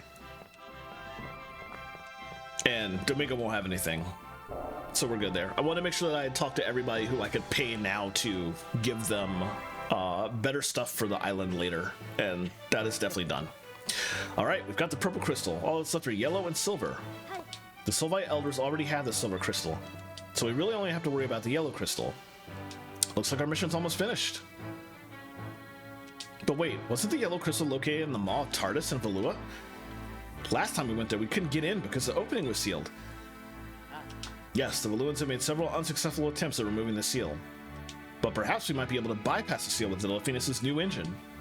According to the geologists of the Valuan Empire, the lower layers of the Valuan Islands are filled with cracks and fissures. In other words, there is a whole system of subterranean tunnels running through Valua. So all we have to do is fly around underneath Valua and look for an opening. I see. So in other words, if we can't get in from the top, we'll try and get in from the bottom. We'll fly below Valua and look for an opening underneath the island. Once we get inside the tunnels, we should be able to find the crystal. Since we can fly higher and lower than we ever have before, we might as well take advantage of it. Exactly. Let's rest up today. We'll leave from Valua first thing tomorrow morning. I'm misremembering stuff. I've mentioned this on stream before. There's a particular fan fiction that was written by the same person who writes a lot of Star Fox fanfic that I really like, and he used to write Mega Man X. He did basically a complete novelization of this game. And in that novelization, they outfitted the ship with a lot more than just better engines for this next fight. And I forgot that that's not canonical to the game. Even though it was such a sensible thing. Alright, because we slept, some of the changes might have already been put into place, maybe. Nope. We have to actually leave. Okay.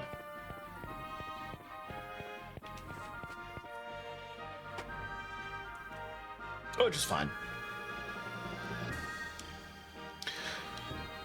All right, we have so many things to do now.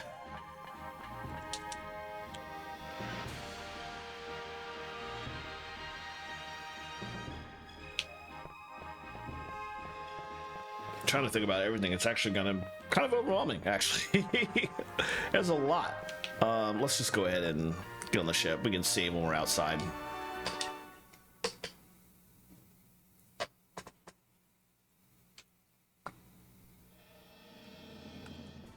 All right, we'll save here.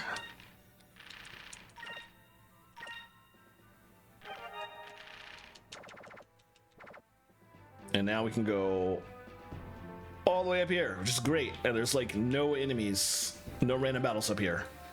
But before I do that, we can also go all the way down. There are enemies down here. And there's also specifically somewhere southwest.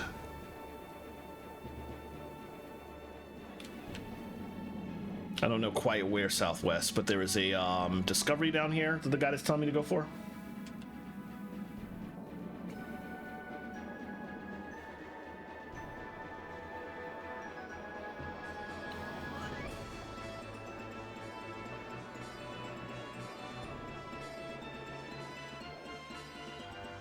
It might be much further southwest than I'm thinking.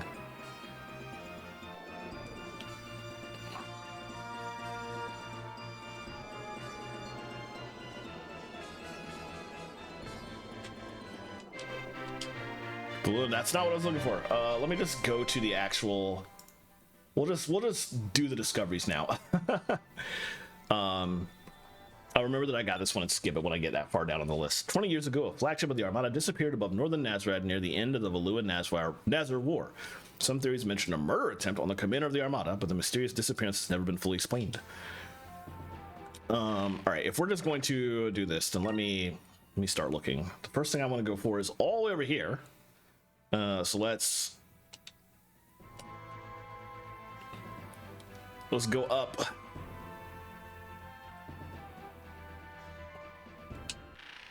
I keep going to the wrong thing for the map. And then we're going roughly west. Admittedly, this part of the stream might be a little bit boring because it's going to be me just flying around on the map a lot. But at least the flight is pretty easy now. We know battles, and we'll just get to where we're going and eventually find interesting discoveries.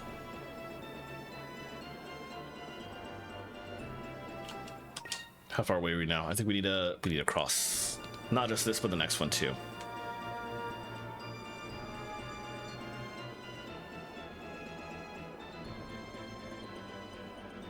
Also need to drop by home on our way, but and in fact I might do that. Well, let me start going through the discovery list and see. At some point I will get to like the closest one that takes me back to my old home, and I will stop there on the way. All right, the one I'm looking for is right down here somewhere. Looper's Nest. Loopers are mysterious creatures, rarely seen even by the most seasoned. I see them all the time. Literally every battle I get into. They nest in the stone reefs, and their young stay in the nest until they mature. Loopers are white at birth, but turn various colors as they age. Okay. The next one is sending us all the way to the south. All right, so if we had to fly in that direction, let's go southeast-ish and stop at Pirate Isle on the way.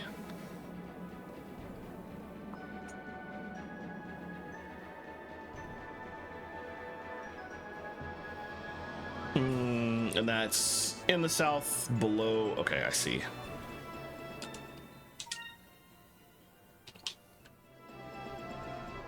Get these fish on the way. Oh, that's a that's a discovery. Butterflies. A butterfly that travels in groups in search of balloon flower nectar. Their remarkable endurance allows them to cross vast spans without sleeping or resting. Also, the silk produced by their larva is valued for its strength and resilience. I thought that was fish. I was gonna fly through them and pick them up. Even though I haven't been using, like, I have flown through fish on occasion and gotten a couple, and I don't do anything with them. They're just sitting in my inventory. So flying through fish is kind of usually a waste of time, but oh well. And we'll cross into here. And I'm on this. Okay. Speaking of. Oh, is this the thing I can get? Sure is. Moonstone Lake. A truly rare sight, a waterfall that runs through a vein of moonstone. The water plunges from above to carry away bits of moonstone, and it is said to have mystic attributes. It is believed that those who drink the water enjoy long life. A little bit this direction. There it is. There's the old home. This is where we originally started the entire game off, where Vice and Aika grew up.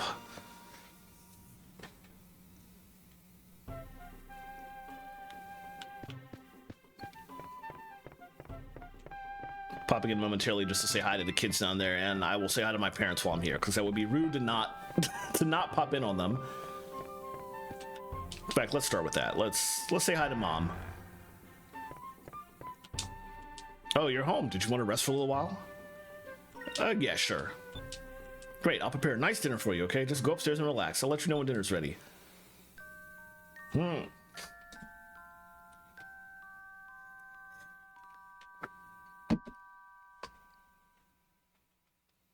Vice's mother, Hans's mother are the two, if I remember correctly, who just don't get names. Most of the other women throughout the game have names, but these two just, they're people's mothers. It's just so rude. Good morning. You just be careful out there, okay? Make sure you bundle up if it gets cold. All right.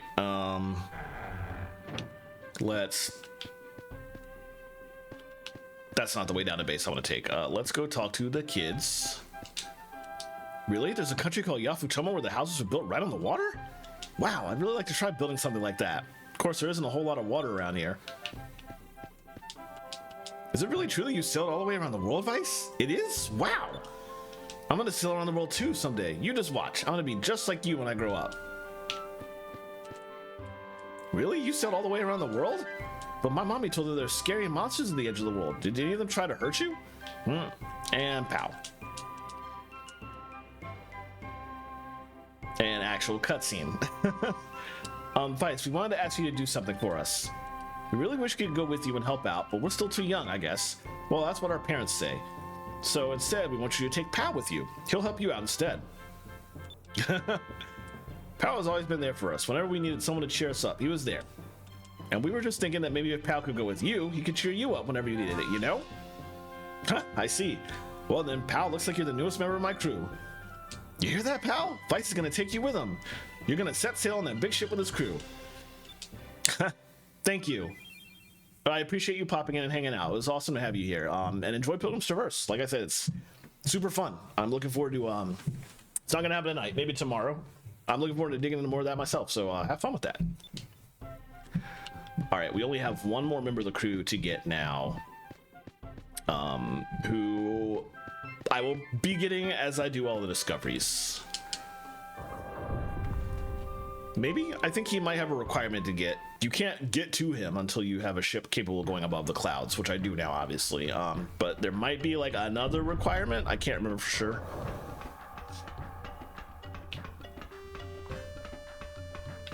I'm gonna pop in here and say hi to Dad too.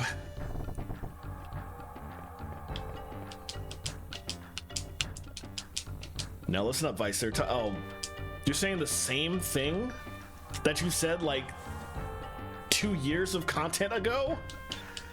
Oh my god. No talk about how I have like a nice new ship or anything. Also, I see they rebuilt the Albatross, which is nice.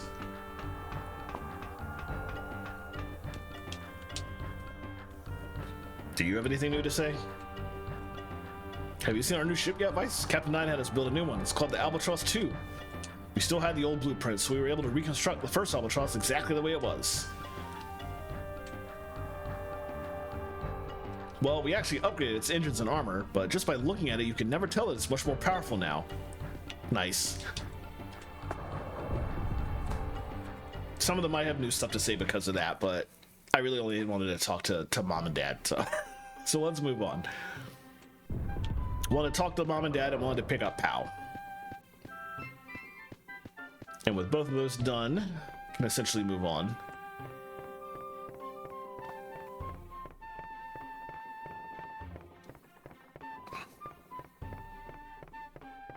Up this way.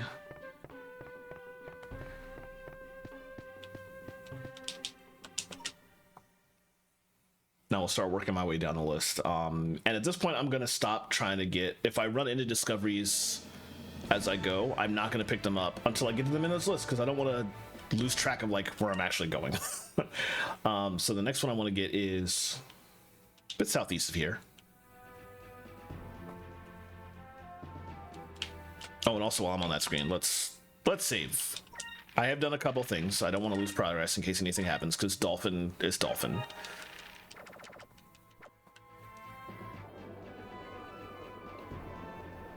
Normally I would have ended stream about 15 minutes ago for the record, but I think this is going to be another one of those days where I just want to keep playing because there's like a lot of stuff to do. I'm not tired and I'm just having fun. So yeah, we'll keep going till who knows when. I definitely have to stop by like 9 because I have to 9 p.m. Eastern because I have to join my my FC in Final Fantasy 14 for FC night. So I'm not going to keep going. Oh, I meant to go southwest. Whoops. So I'm not going to keep going forever or anything like that. But yeah, let's keep streaming like another hour, maybe even 2. Okay, we're going this way-ish.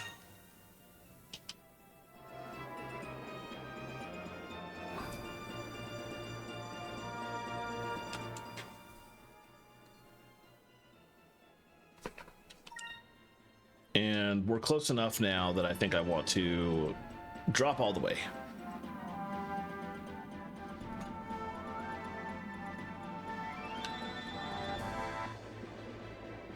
It's somewhere down here. Aha.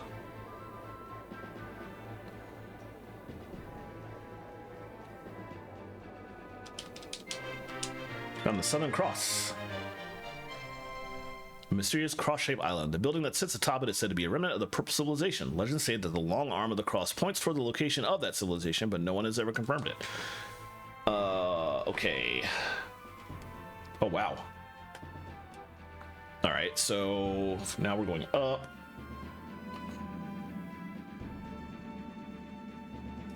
Hold on a second.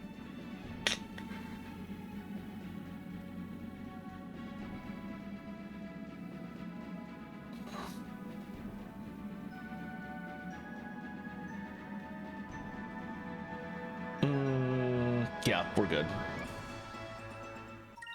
All right, the next thing to get... It's quite a ways away. Let's go southwest, actually.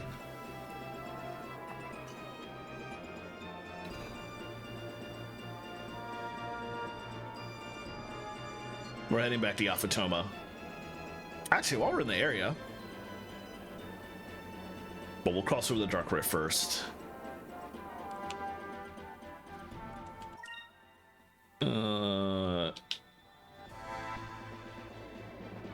Keep going directly west for a second.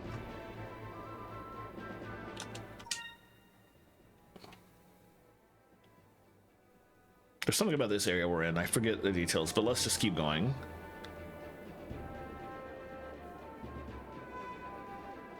Start bearing a little south.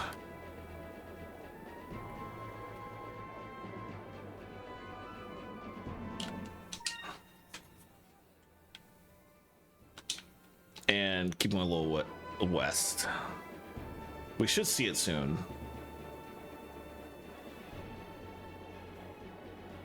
Somewhere. Have I passed it? Oh, no. Why am I not seeing it yet? What is... Oh, I guess we just had to get closer. I wanted to stop at Tinko Island.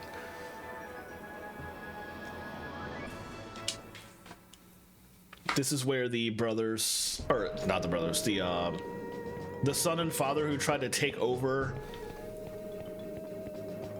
Yafutoma were imprisoned here, and I figured it would be fun to really quickly pop up and see what's up with them before I move on to go back to discoveries.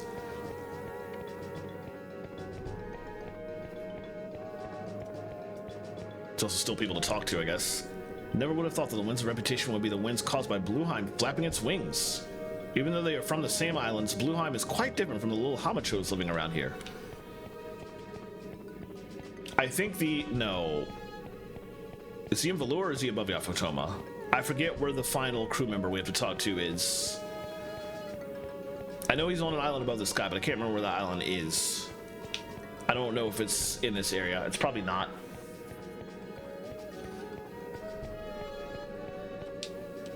You guys are pretty tough. I can't believe you defeated that huge bird.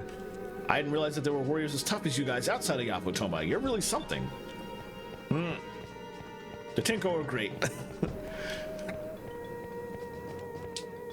It appears that Lord Daigo will be returning to Yafutoma. From now on, Zhao and Mao will be leading the Tenko.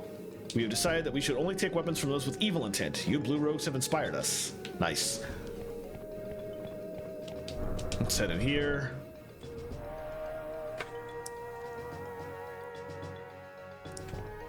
Ha ha! Daigo has commanded us to clean this shrine every day. Why did someone of my status have to clean such a filthy thing? Because you tried to take over an entire damn country, that's why. I don't believe I've been exiled to a place like this. I'm not supposed to be treated like this. I am the royal advisor. This is unheard of. Y'all do that to yourself.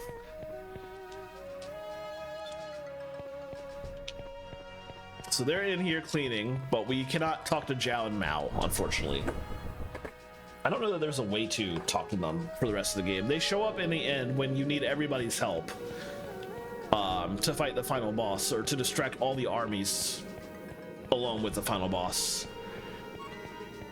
But I don't know that you can talk to the two of them before that point, since you cannot go into that building that Daigo was in originally, ever. It's also nice to be able to come up here and not have to fight a million people on the way up, because the Tenko aren't enemies anymore.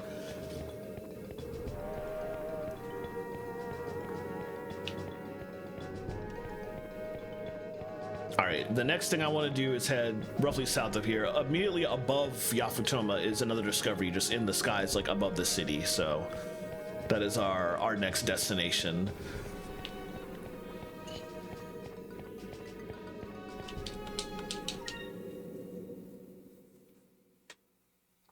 I will say, I said that I would keep going for stream for quite a while, and I think I will, but at some point I might also, we're already high. Right, that makes sense. At some point I might also take a very extended break to get food. This tree is revered by the Yafutomans. In one of their ancient scriptures it says that he who climbs to the top of this tree will someday conquer the world. The tree is now 2,000 years old. To this day, no one has ever made it to the top. Yeesh. I mistakenly got another thing before I was supposed to, and now I have like so many of them that I've gotten out of order that I have to try to remember their names and skip them on the map as I'm going, which is, I need to stop that. Anyway, we're going this way. Oh, that's lower sky. Okay, so the guide I'm using is showing us all the lower sky ones first. I see.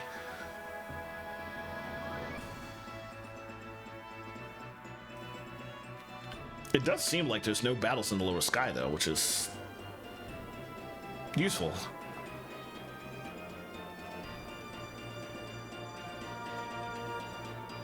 Okay. Something down here. Is that it over there? That looks like it. Yep, stone lovers. It is said that the tomb of a great Yafutoman king is hidden somewhere near the statue. The people of Yafutoma believe that this statue was carved after his death to show the love that his people had for him and the love that he had for his wife. Dancing lights. It's actually near where we're supposed to go next for story, so we're gonna pick that up and then immediately go the other way. That's west of here.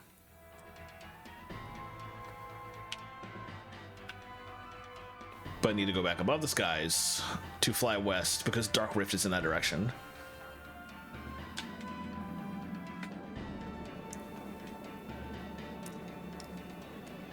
All right, we have an ad break in 2.5 minutes for the record. When the break starts, I am going to keep going until I get to the next discovery and then like leave the stream on break at that point.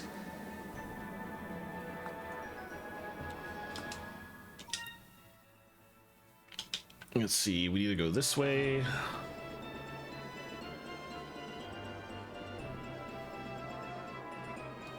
And then if there are no battles below, then I think it's safe to just go ahead and drop all the way.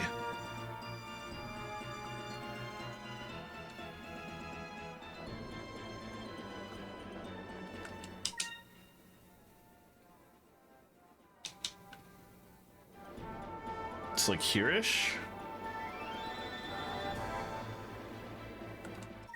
Maybe?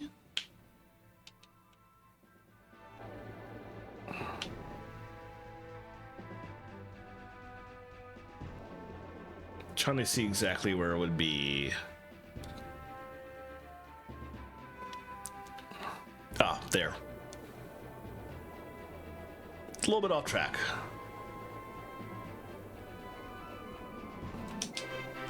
Found the dancing lights. A natural phenomenon that can be seen underneath the Valuan continent. It is said to be caused by electricity from the yellow moonstones in the Valuan soil. Some say that it is caused by a giant creature that lies deep inside the ground. Flying into that cave is essentially where we need to go for story. But we're not going that way. All right, the next thing I want to do is... This is just to the north.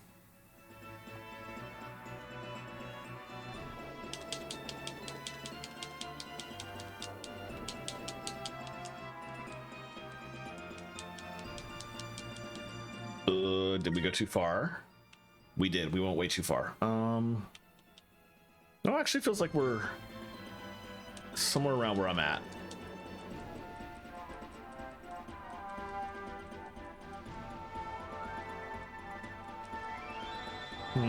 Or not. I'm close. I know I'm close, but it's difficult to tell. Let me actually go back to the dancing lights. Oh, there we go. Found the rabbits. A strange creature that spends its entire life hanging upside down by digging its claws into the rock face until it was discovered underneath the Valuan continent. It was thought to be a myth. Its intelligence and ferocity belie its cute appearance. All right, ad's about to start. I'm going to keep going until I get to the next one, and then I'm going to go to break, like I mentioned. So see you soon. If you do not have Twitch server, I'll see you in about 3 minutes. All right. I'm going all the way down here. Okay. I wonder if I could... No, I'm going to have to go out and above. Let's go here. Let's go up.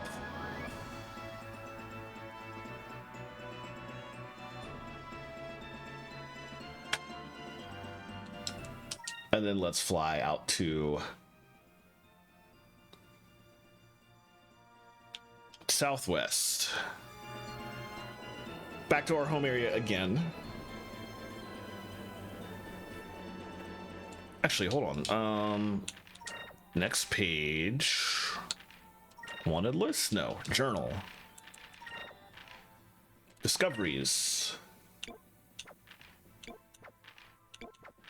The Valuan wreckage, I got that already. That's next on the list after the one I'm going for.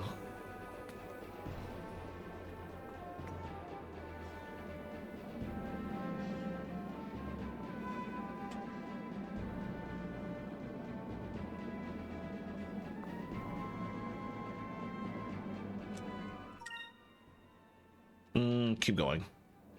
Basically follow this rock wall, this rock reef to the end.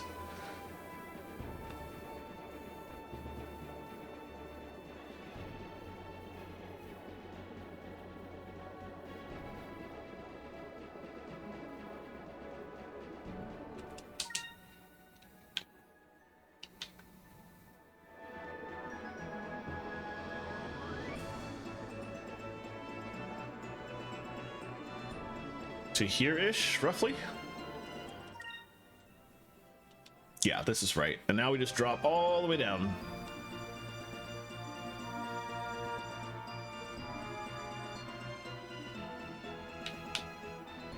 This might be it right here. Yep. All right, we're gonna leave it here. I'm gonna go to break. I'll be back in about a minute and a half.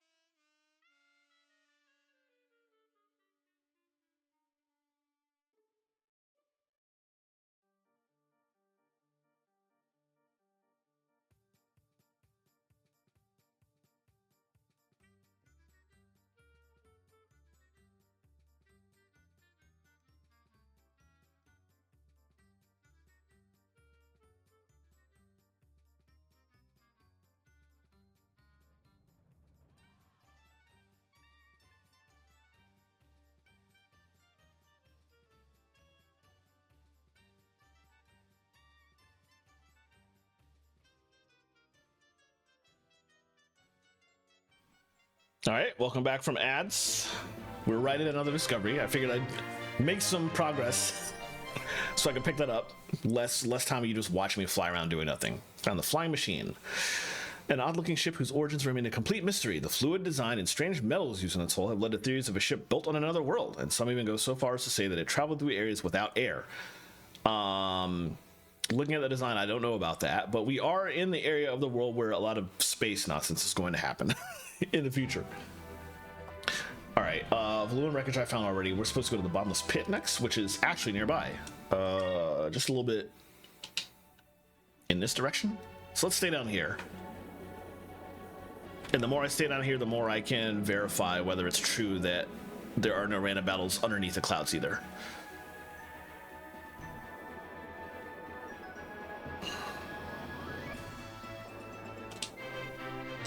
Bottomless pit. A chimney-like rocky mountain with a hollow center rising up from the great cloud sea. From the depths of the pit, it is said that a woman's weeping can be heard in the wind. Could this be the mythical entrance to the land of the dead? Ancient fish. Which is not in that direction. I got distracted by the tornado. The ancient fish is all the way down here, so I'm gonna need to... For where I'm at, it's about equidistant. Actually, it would probably be easier if I go southwest. So let's fly back up above the clouds and head in a southwest-ish direction. Read-along, if you're still here, I'm curious. I'm just rereading your comments, and I lurk on your streams pretty often, and I've noticed that City of Heroes is pretty stuttery. I had always assumed that was due to the old laptop, so presuming that's going to be a lot better. Have you noticed when you're running it together with OBS, does it seem like a lot smoother? I feel like it should. Even old games that were stuttery back in the day would theoretically be playing a good bit smoother on modern tech. And a brand new laptop should be good enough to handle that and OBS at the same time. Only logged in to make sure all the Ola got it. So we'll probably find out on your next stream. Okay. Where am I at now in terms of... Okay, keep going. I feel like there's some discoveries immediately above the Dark Rift, but we'll get into this later, because right now the game is having us do all the under the cloud stuff, the under sky discoveries, so we're kind of skipping a lot of stuff where I know where it's at, and we'll come back to it later, essentially. Upper sky and lower sky are the in-game terms for it. I should refer to those as those. Where exactly am I? Okay, I need to go directly west, no more south. Homecoming tended to log out in a spot that you can only access by finding a specific hole in the geometry of one area. Okay. Interesting. Always love the busted cheese strats. Got it. All right, crossing Dark Rift. It's so great to be able to cross Dark Rift from above. All right, now we're on this side. I think that thing right down there is actually an enemy. No, that was a giant squid nest, which we had gotten. Yeah. So now I'm at that. Now drop into lower sky and travel a very small distance west. You will see a single fish swimming around. I see nothing.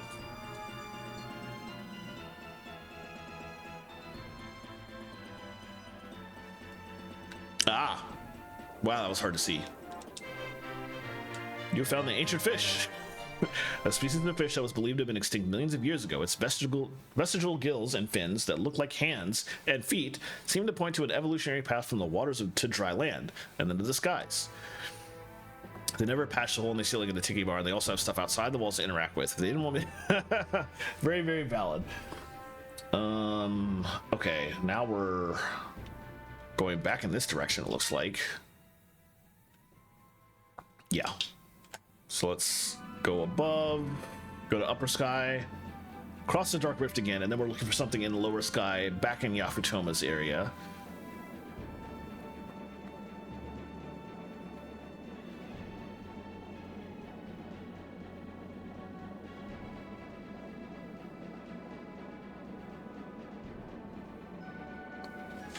That's a very long route too.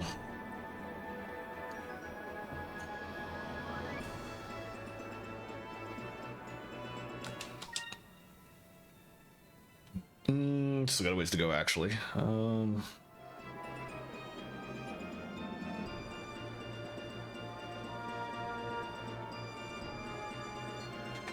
Crossing this rift, we'll be in Biafotoma proper here.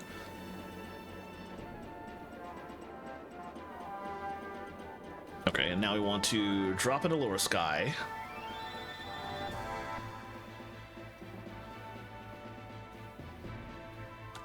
And then there's a very large path here I gotta follow from reverse. And hope that I cross paths with this thing. Oh, that's it. It's like right here. Amazing. You found the Deep Iron Star. That's literally a satellite. A metallic relic of the ancient world. Legend has it that the ancients once harnessed the power of the blue moon to be able to detect sound waves to let them know when their enemies were approaching. Perhaps this machine once served such a purpose. All right.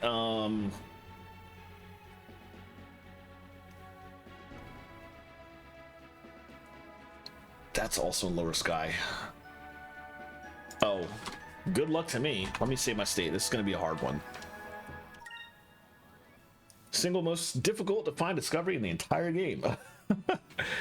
Oh, that's because it goes through the Dark Rift. It's in lower sky, but it travels a gigantic square all the way around here. To make things worse, it travels just slightly slower than your ship. Counterclockwise around the Dark Rift while in the lower sky. When you come to the arm of the Dark Rift, quickly rise to the upper sky, go past it, and lower yourself back down. Jeez. Okay, it's kind of the same thing I just did, except a much worse route. So I want to go southwest. We'll stay in lower sky for now. Actually, I don't want to.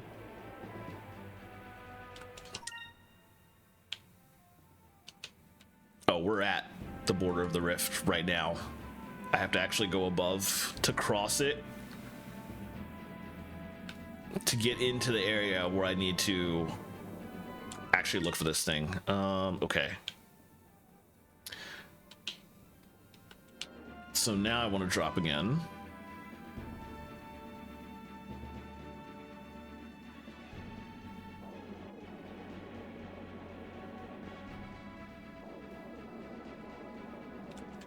This thing's going to be very hard to find.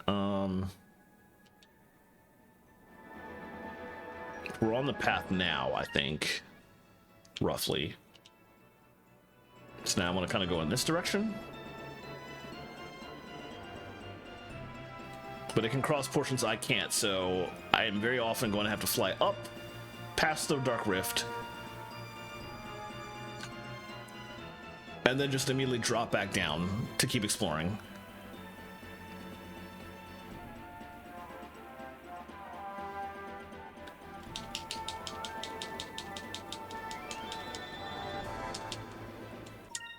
Okay, are we still on the right path? We are, roughly. Let me bear this way a little bit.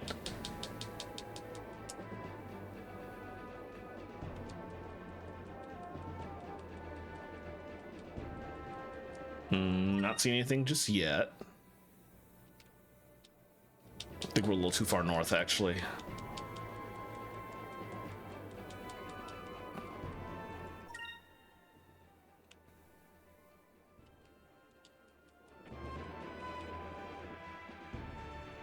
Same as before.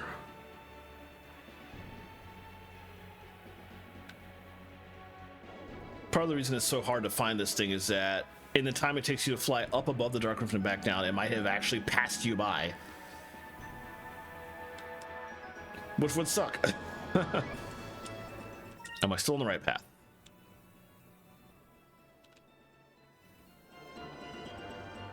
Yes, I am. Is that it? I thought I saw something that looked like it could be it. But I think we're already past it, so maybe not. Oh, that's unfortunate. I was very excited.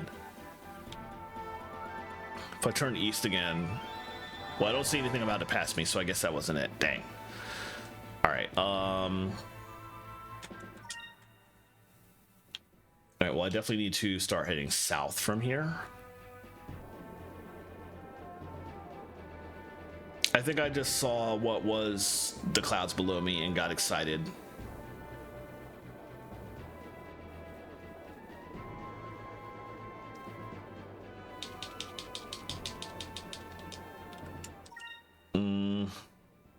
Dang, we're here already? Okay. I'll keep flying south right up into the edge. All right.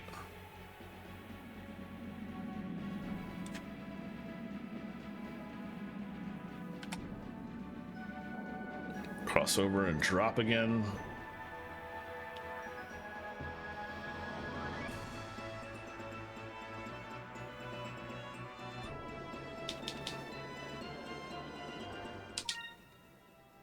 Oh, this thing is actually pretty huge. Okay, so it'll be very obvious when I do see it. I just haven't run into it yet. Okay, I need to go in this direction. Southeast-ish.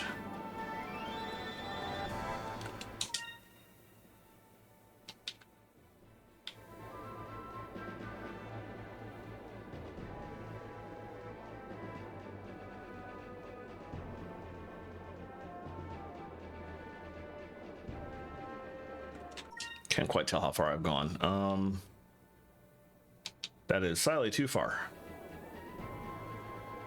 Too far south. Let's go a little bit northeast again.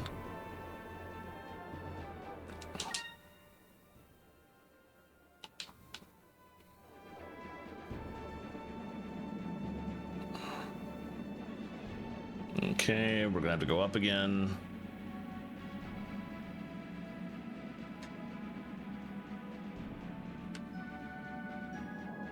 This one really is hard to find.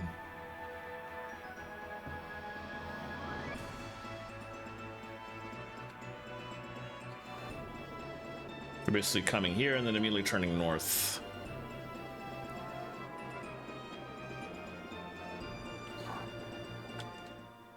And we're about to go the whole cycle. I did not see it at all. Ugh.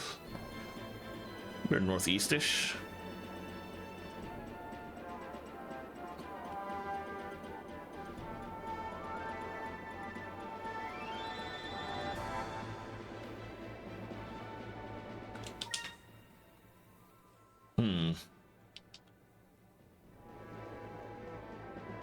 Gonna keep going in this direction.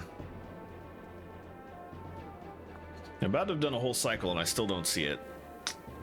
Which is definitely why it's the hardest one to find. Ugh. I think what I might do is actually come back to this one, look for it off stream, eventually find it. Because I'm gonna waste time keep trying to look for it here. I'll do like one more partial cycle. We'll bear northwest again. In case I get lucky on the return here. But then we'll move on to the more obvious ones and I can just work on this one later on.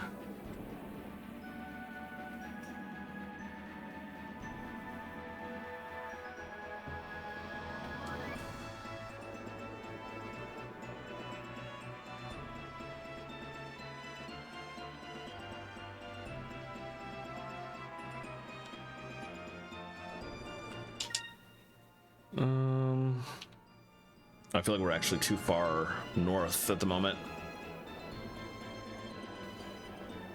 It's probably not helping if I got the path slightly wrong.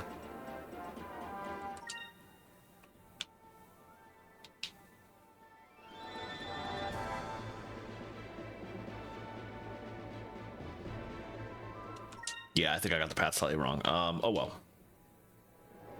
Well, outside of waiting here for it to pass by, which I'm not gonna do. Okay, let's move on. Let's come back to that one. The next one that I can get is way over here.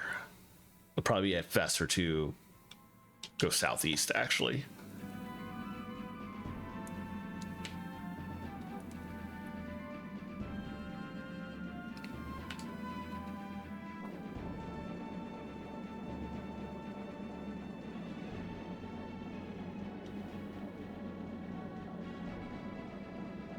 That's also in lower sky.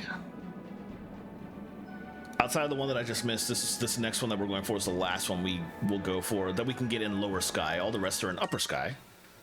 So it'll be a little bit less annoying of an environment to look at.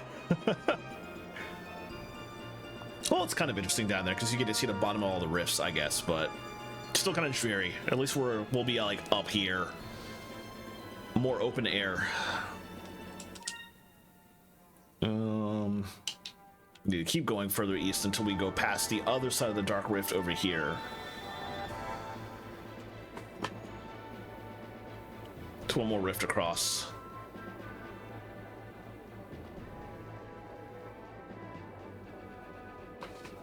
Here we go. Oh, that's not a rift. Wait, there is a rift. Okay. We have a stone rift and then the other side of the dark rift. And now we're on the side we want to be at. So now I need to... Well, that's like right here. Point in this direction a little bit. And then drop to lower sky.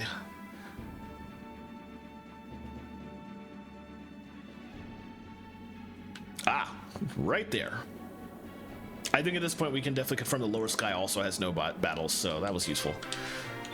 Deep snow. In the sky deep beneath the lands of ice, a white substance rises up from beneath the clouds like some sort of secret fountain. It only ever appears in one specific place, making it even more difficult to understand. All right, the next one wants me to get in upper sky. I think I already got. That was one of the ones I got by mistake as I was going. The mother tree.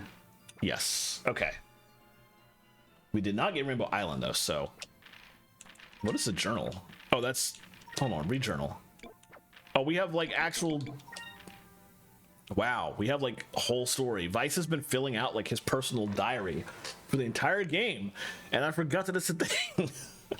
Dang, I gotta go back and read all this. For now... Northwest looks like the best way to get to where we're going next.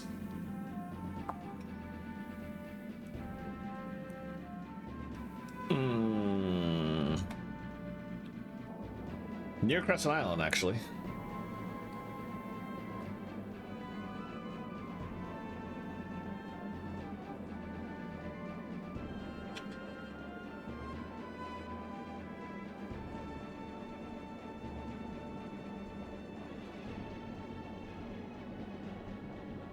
We should bear a lot more west, I think.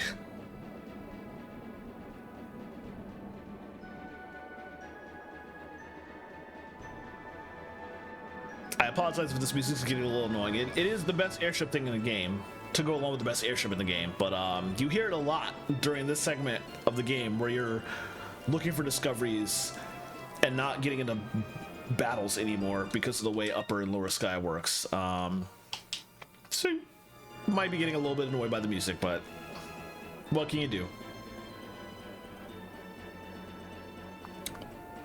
All right, we're gonna cross the Dark Rift again. Man, the Dark Rift is like a gigantic spider web, honestly. It blocks off so much of the game world. All right, here we go. Where are we in comparison to... we're roughly going in the right direction, actually, so we'll keep going straight, and we should see Crescent Isle in a second, or... Ah, can see the light shining where I need to go.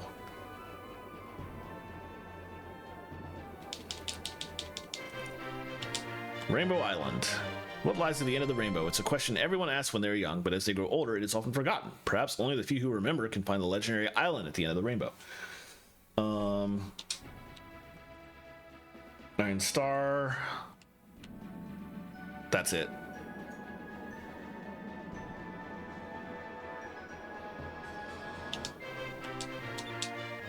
A strange object said to be launched by the ancient civilization of the Red Moon. Its purpose has been long forgotten, but legends say that its eye could see the entire world. Even now, sailors navigate by its rhythmic flashing light.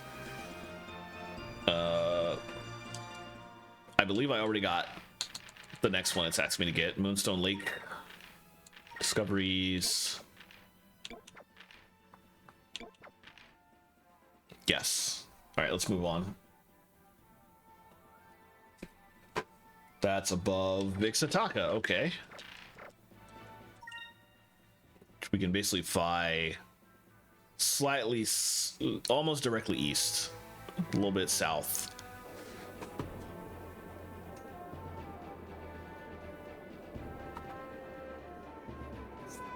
Across the Alpha Toma, and this is basically in the skies above where the Temple of Rixus was, roughly.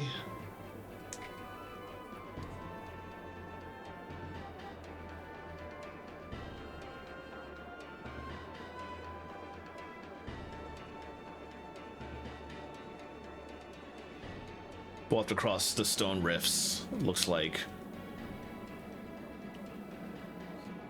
So the next set of rifts we'll see on the way. How far south am I? Am I too... Oh, I'm too far south. Let's curve back north a little bit.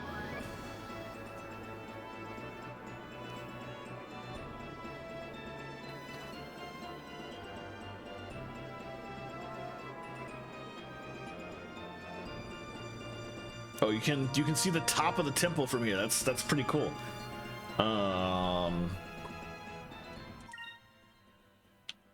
We need to go a little south. Ah, it's up here.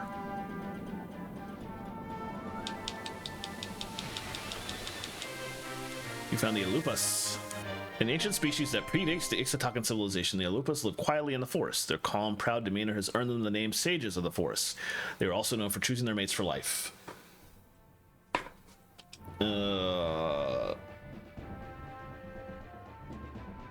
There's also a plateau in this direction. It is very gigantic. That is a very big animal.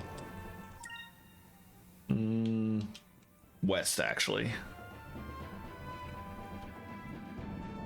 Over on this one, I think. Nope. Positioning yourself above Rixus. Let's do that.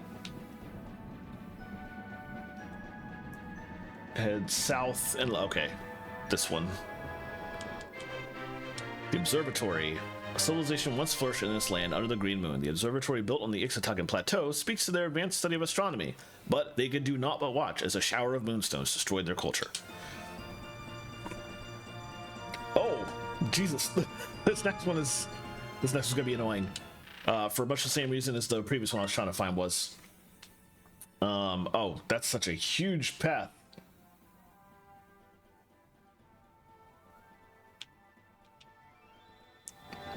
Okay, we're going this way.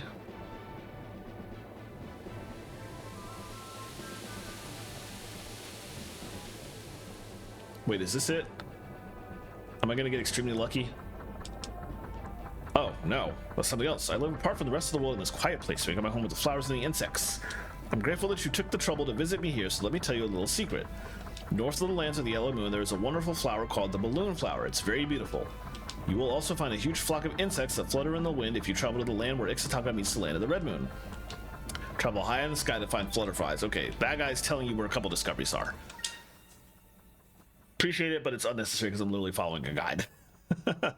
Alright, we're gonna go this way. There is a particular discovery that I'm going to try and get now.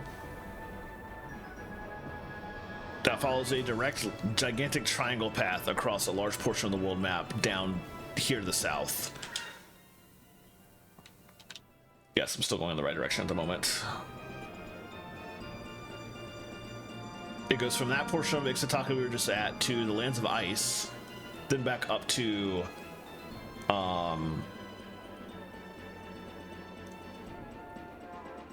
Nazrad, essentially. More south of it, actually. It follows a gigantic triangle along this path. So I'm going to do, like the previous one, I'm going to do one cycle of the triangle. And if I don't see it, then I'm going to just turn around and try again later.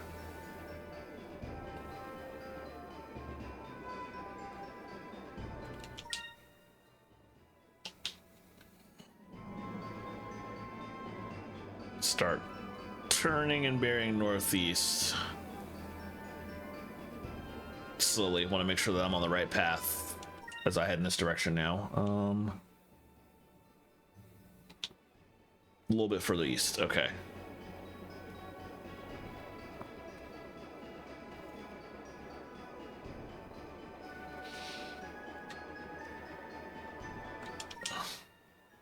Just make sure I'm still... Yeah, that looks about right. Okay. I want to say that it'll be obvious that we'll see it as we go, but didn't see the previous ones we were going, so... Just keep going, hope for the best. And like I said, I'll do one cycle, and if I don't find it, then I will look for it off stream, just like the previous one.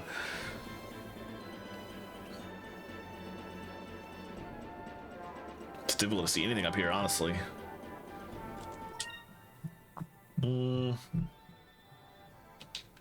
Still going roughly the right way. Maybe bear a little bit north, a little bit more north.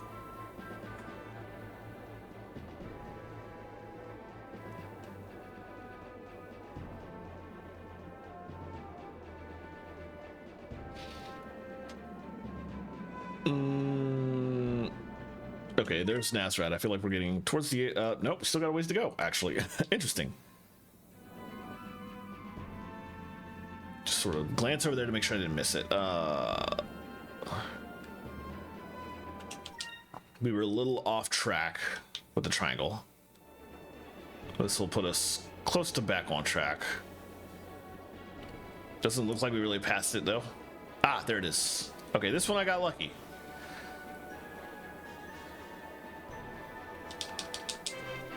You found the Sky Train. While a rail car of a similar nature currently exists in Valua, this flying train is believed to have once carried passengers between the lands of the red, green, and purple moons. Although no more passengers board, the Sky Train carries on. All right. Oh, another one like the We got another one. It's basically following the exact same path as the one that was under and up the lower sky, except this one is in the upper sky, so theoretically easier to find. It's following that same path in reverse, essentially.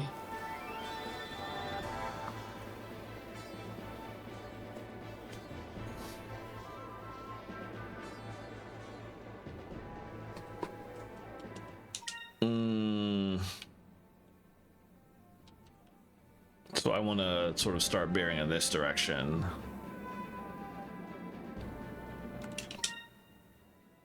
And it's probably going to be difficult to find just because of how dark this stupid entire area is. This whole section of Esperanza is just so hard to see anything.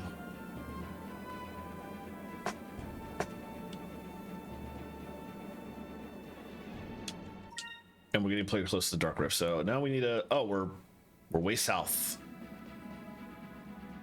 Come back up here, make sure I didn't pass it. Doesn't look like it. Okay. Get up here closer to the rift. Okay, we're good now. Let's just go almost directly east.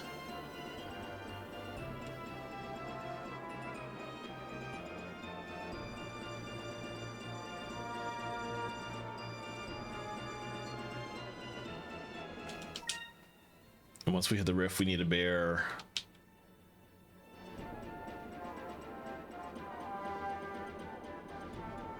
I was too far south. Just want to sort of glance north as I go and make sure that I'm not missing anything. Okay.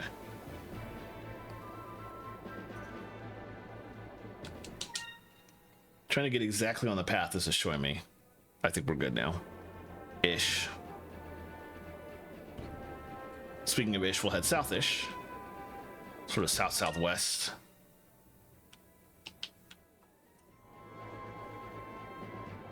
All right, this looks relatively correct.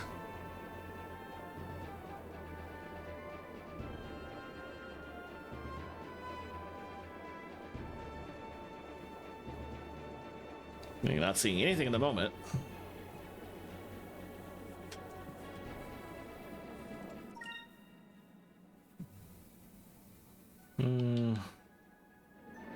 Let's bear westish.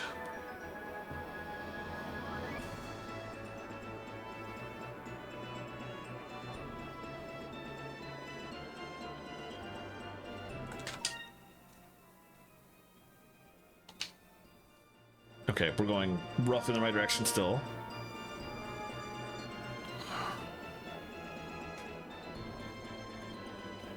Nothing yet.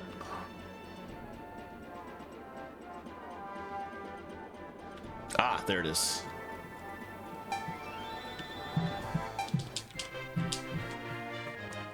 That thing below me was actually one of the super bosses, I think. I almost went for that instead of this. An unmanned shipwreck that continues to wander the skies. Many sailors tell of a ghost ship that appeared suddenly from the fog. Some claim that it was once the ship of the great air pirate the Cot, but no evidence has been found to support it. We got the flutterflies already. Long line. Okay, next thing I need to go for is...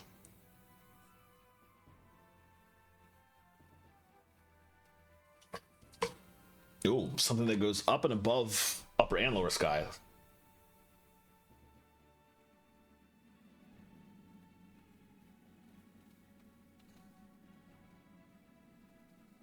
All right, hold on. Let me verify that I can even get this. Yeah, I can.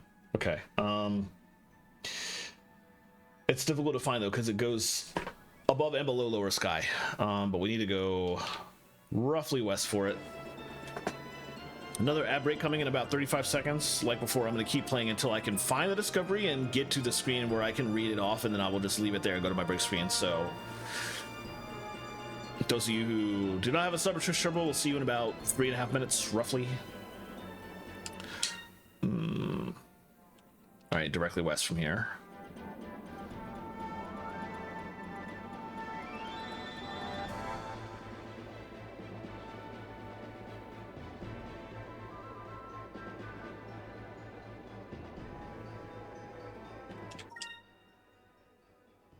No, we got a ways to go.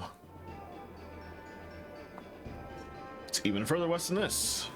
Basically where the Dark Rift is about to hit us on this side of the map.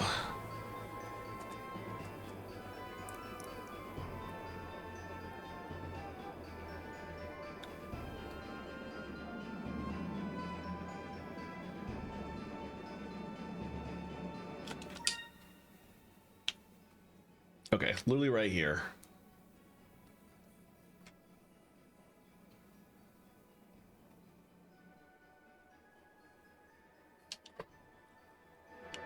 All right, the fact that I don't see it yet means it's not up here yet, so I will want to cross the Dark Rift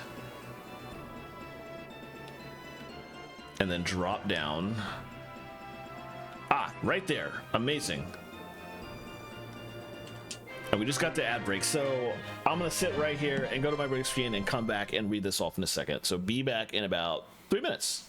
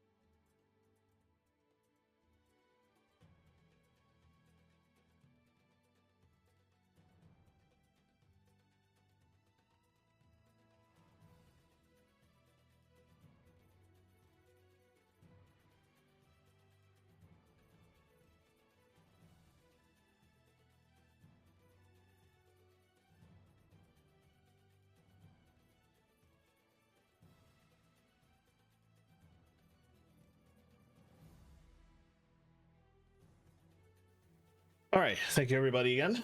Welcome back. We found the long line. Said that long line fishing was developed by ancient Yafutomans as a way to effectively catch fish that don't travel in big schools. It's believed that this was one of the first long lines ever created. All right, let's head back up. So far, there's only one discovery that I had to skip. I'm just keeping an eye out. Next one that I need to go for is just directly south.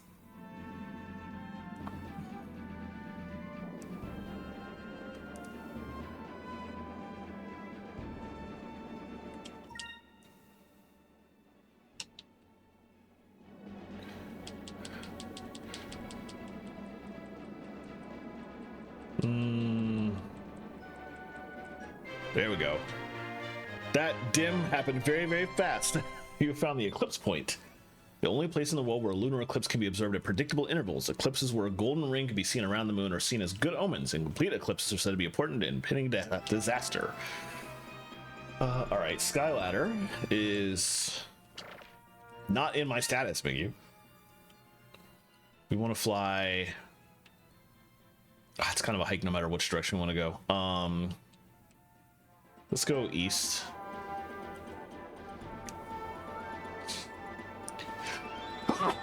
Excuse me. More eastish than southish at this point. We'll go to the east edge of the balloon continent.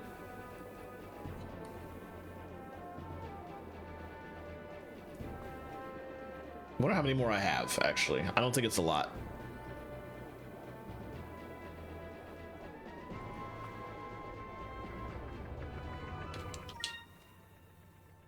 We are 2 south now. Let's go up this way.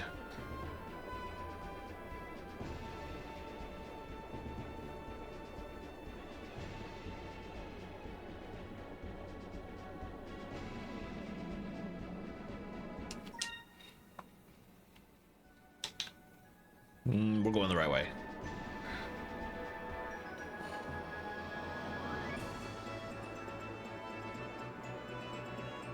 It's here.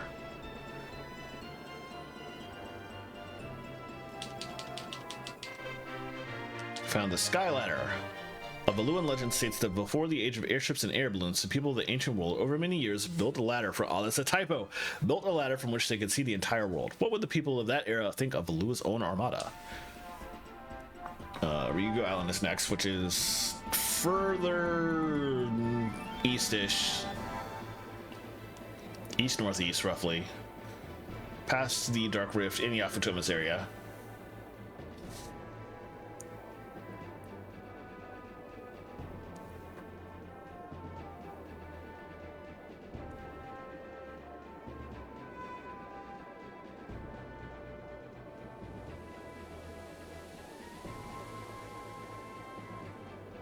We'll cross over here. Yeah, we're going in the right direction, roughly.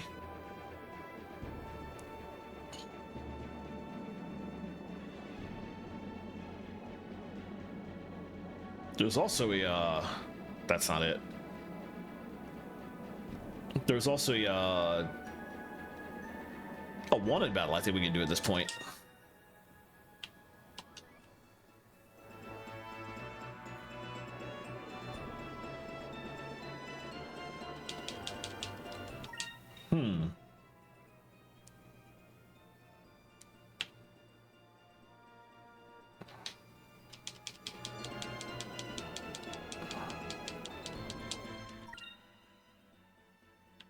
Seems to not be obviously out in the open.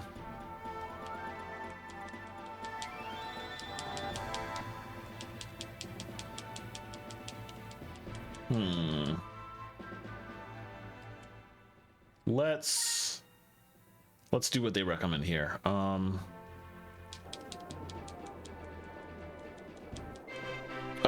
I got lucky. We found the Ryugu Island. I was gonna go to Tenko Island and fly southeast at the right altitude, but I was already at the right altitude and I just got lucky because I was mashing the button.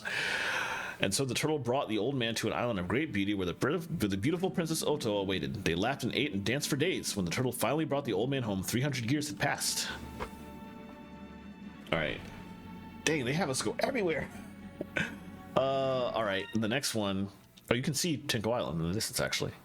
Oh, that's the mother tree. The next one I gotta get is all the way here. But I can fly roughly northwest for that.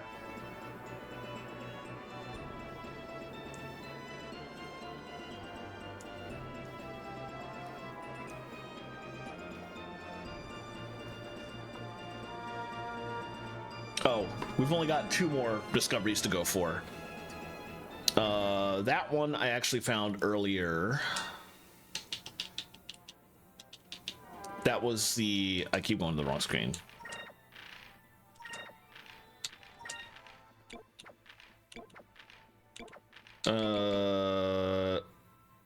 That was this one, the mother tree. Anyone who climbs to the top of the tree will someday conquer the world. 2,000 years old, no one has made it to the top.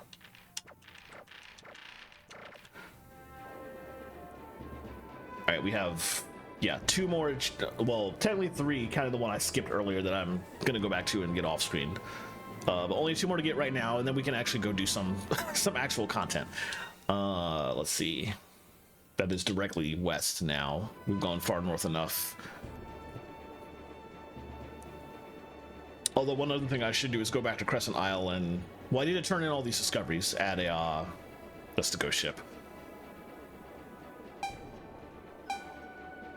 Yeah. I need to turn in all these discoveries at a Sailors Guild. And then I can go back to Crescent Isle, to my home base, and talk to Domingo, who will give me some stuff for finding so many discoveries. Because after I get these 2, I will have found every discovery in the game except for like 3, of which only 2 count for like actual discovery achievement. Ah, here we are.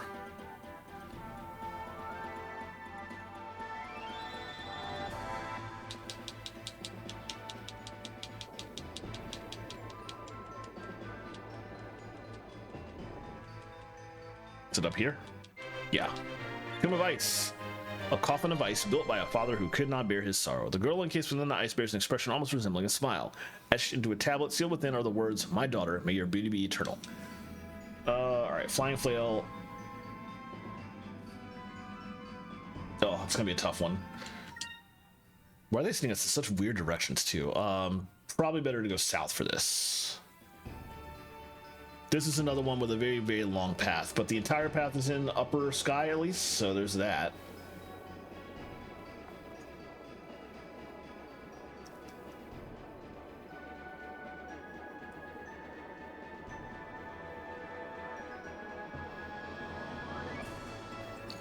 Basically going south until we get to roughly Valua. Okay, we're already here.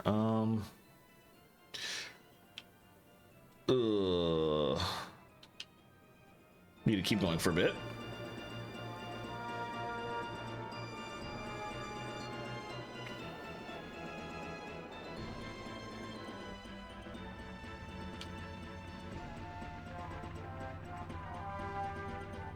Oh, that's like a Valuan actual enemy ship.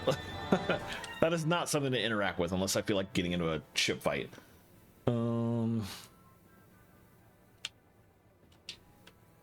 Okay, we need to go further south. We want to basically cross over the Valuan capital. Okay, now I can go directly east. This one is difficult to find just because it's so dark here. And so the path it travels, it's just like difficult to see anything, let alone the item you're actually looking for. At least on this portion of it.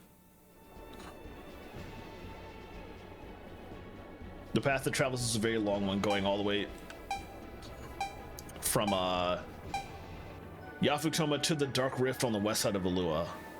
So if it's over here, it should be relatively easy to see, at least.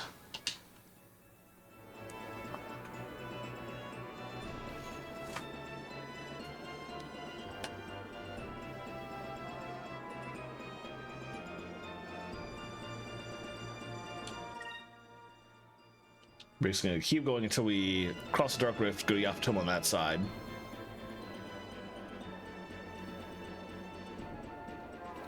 That might be it, actually. Yeah, that's it. It's flying on the other side of the path. I could have caught it on the return, but I thankfully saw it on the way. Well, it's actually about to turn around because we're at Alpha Toma now.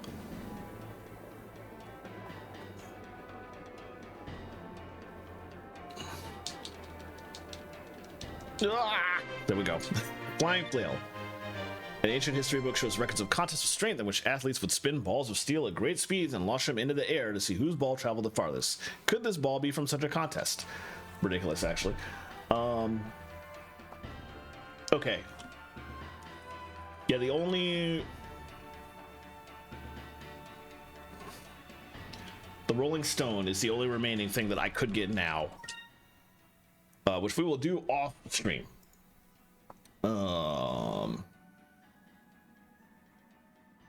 Next thing I need to do. Oh, I can do that now. Okay, good. There's a number of things I can do actually, and I might go ahead and do this stuff and then in stream right after that, or at least in stream go find that one thing. That would be a good opportunity to give me some food before I have to switch over to 14 to do FC night. Okay, so what I need to do now is go back to the Ruins of Ice. We'll stay north and fly northwest.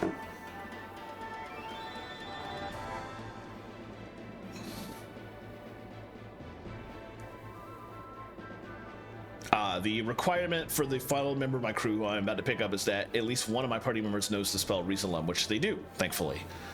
Fina knows it. I think one other person might know it, but Fina definitely knows it, so we're good there. Gotta keep going.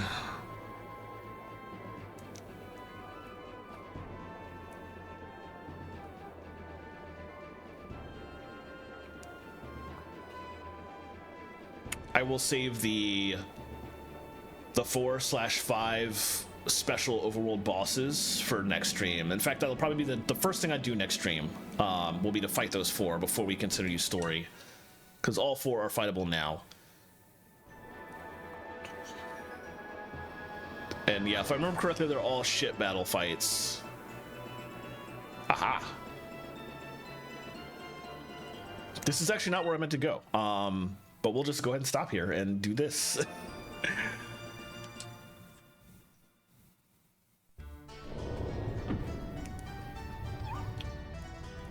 Why is it playing Sailor Island music here?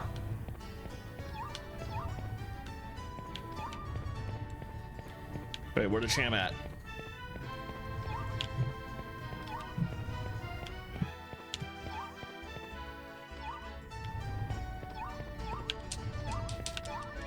There we go. Cham 27 from the turbine, then yeah, now we talk to him. Hello.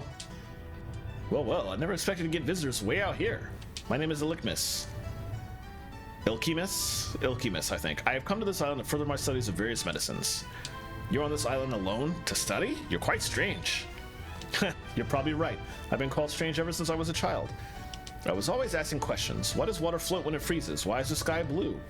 But that calls to mind another question. What brings you to this island anyway? Would you like to join my crew? Actually, I would like to ask you to join my crew. We are in need of a doctor. I'm no doctor. I'm a chemist. I study medicines and such. I'm very happy that you would like to take me along, but I'm sorry. I cannot travel with you. Alright, so now we leave and immediately come back and ask him again, and he will change his mind because Fina knows Rizalum.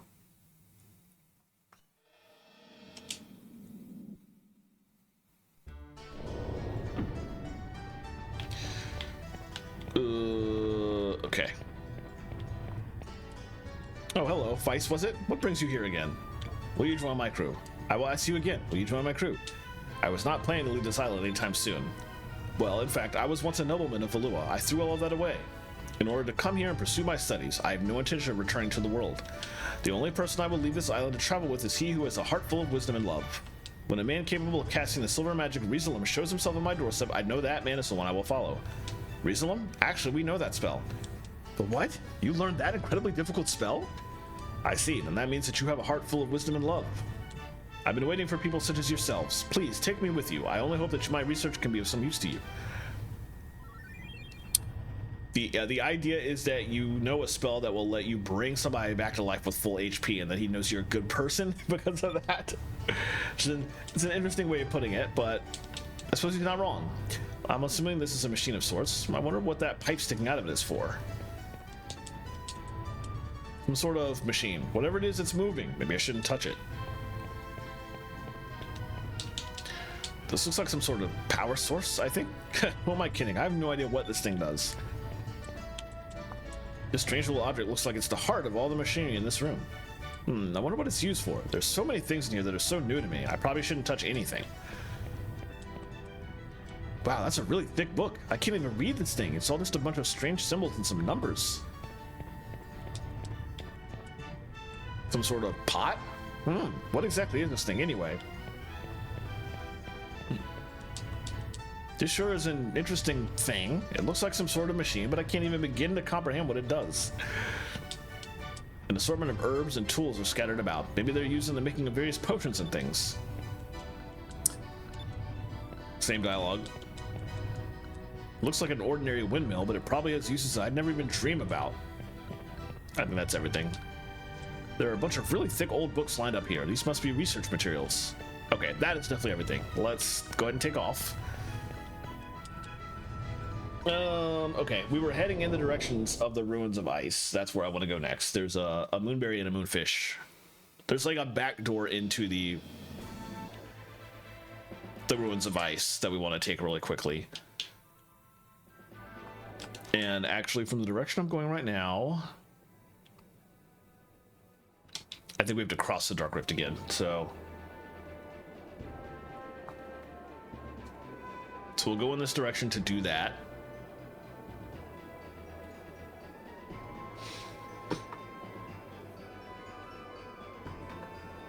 We're now on the continent of the ruins of ice. Okay, good. Are the ruins of ice on the map? They're not. Oh, they are. It's just on this part of the map. Okay. We're in the right area anyway, so let's head north. Get past the continent. And now we'll drop all the way into lower sky.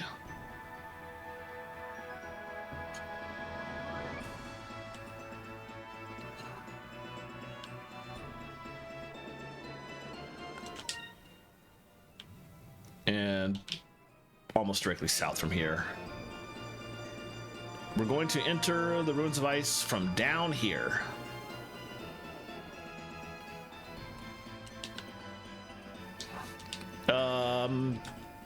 Some discovery I already got a long time ago. Let me see if I can remember what it is from here. One of these, I'm sure. Was that it? No. Not that.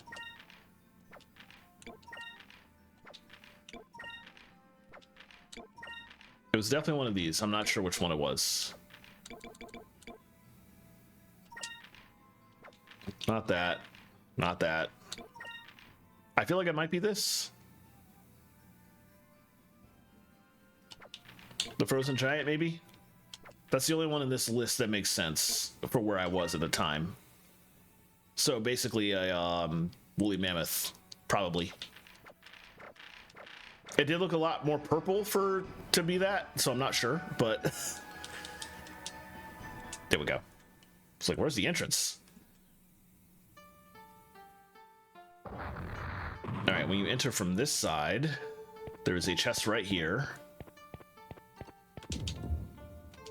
with a moonberry and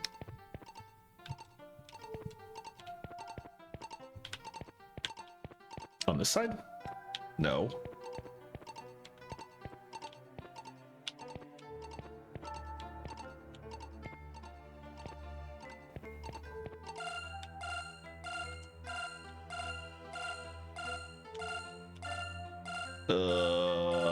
Where's it at? Ah, that thing was really hard to see.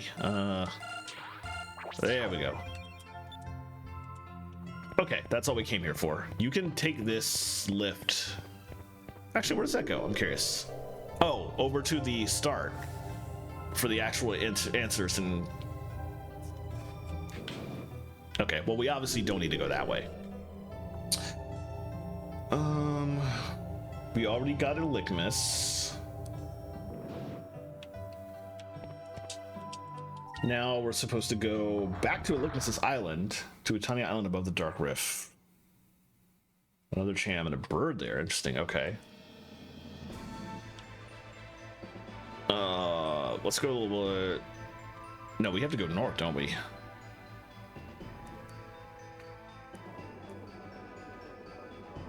North to get back out from under the continent.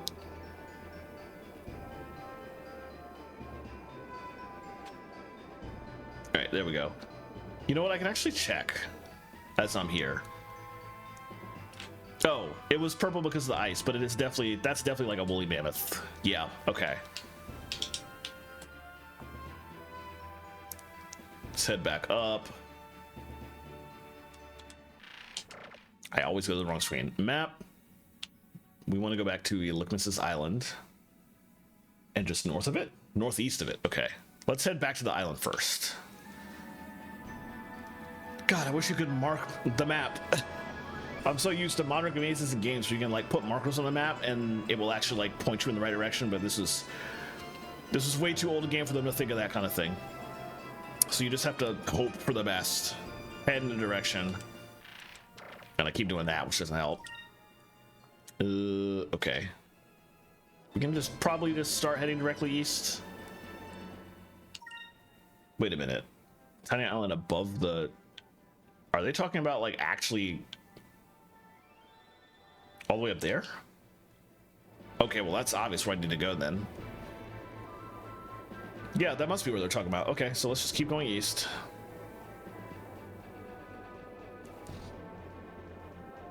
If it's not the right spot, then I'll have to backtrack to Lickmus's island and then go from there.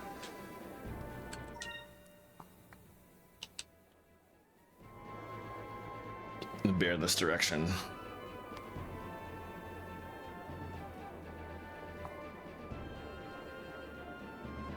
We're basically going back to the Dark Rift, but instead of going inside it, we're going to go directly above it.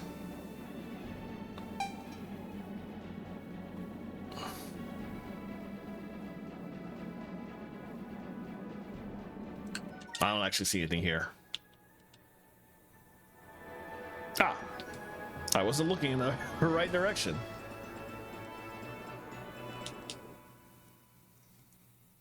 All right. Wow, okay. There's a Cham here.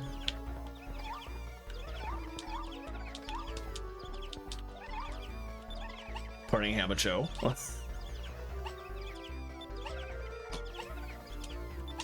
Okay. The napping woke up. Party's still going. Wow. I think some real drunk action was just happening there.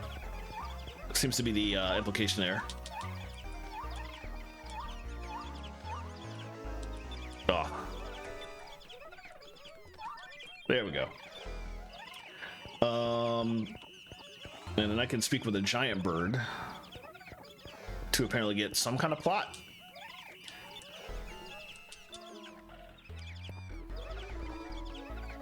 That looks like a zipper. Be quiet. What do you want? Whoa, who is this old guy? I'm the Hamacho Hermit. I'm their friend and caretaker. This is our private paradise. You're invading our privacy. You're really starting to bother me. If you don't leave soon, I'll have to spread bad rumors about you. The way I fight. Okay, I'll tell everybody about the way you fight. You better hope you've been brave. First off, the number of times you've engaged in battles would be 318 times. Well, that's average. You can hang with the rest. On top of that, you defeated 1,108 enemies. And the number of times you've run away from battle... You've never run away from a battle. You're either really slow or really brave. Actually, if you run away from a battle, that can decrease your swashbuckler rating. So, I purposely not done that. Lastly, the number of times any of you have been knocked unconscious during a battle would be U111. Okay, not bad. You must be an incredible fighter. You're just too good. You rarely ever get knocked out.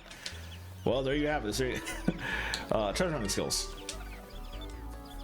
Your treasure chest discovery rate would be 84%. Well, that's pretty average. You have what it takes to be a decent air pirate. There are some treasure chests that can't be found once they're patched up. People must know when to give up. Where's the period? Typo. Life's not all about treasure. You've caught quite a few fish until now. 38 fish. Total values. Well, I've not been trying to catch fish. Do you hate fish or something? Even these little homidros are better fishers than you seem to be. That's all I have to say about your treasure hunting skills. All right, we're good. If you don't want to ask me anything, that's all right. That just means I can go back to taking care of my homidros. I wish I was born as a homidro. That's why I wear this bird outfit.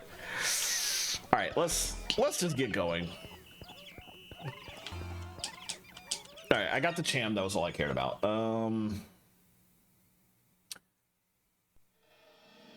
There are 3 secrets in this version of the game that you actually do need to know some of that information for, so good to know. I'm not gonna do any of that though.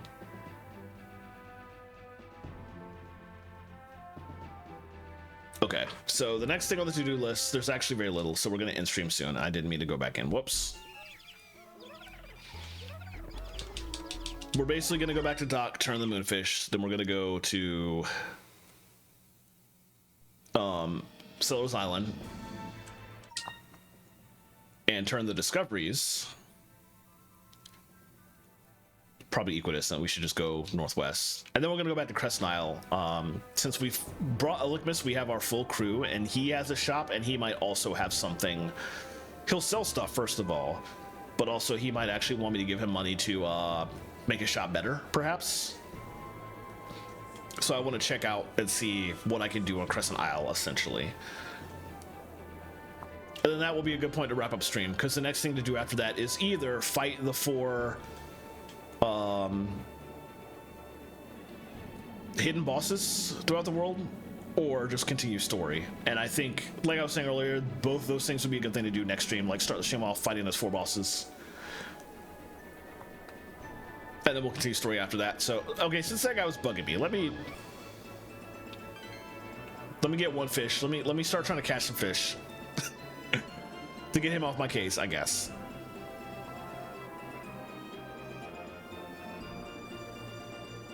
All right, from here we're pretty close to. Oh, we're quite in the wrong direction. I need to go this way.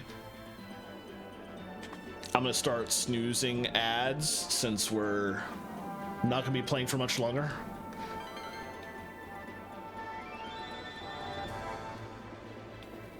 I think that's dock right there. Yeah. Let's turn them a moonfish. Yo. I forget how many I got. This Hamacho will not go back to Hamacho Island when it's fully grown. It will actually become a discovery itself that you can just like find out in the world.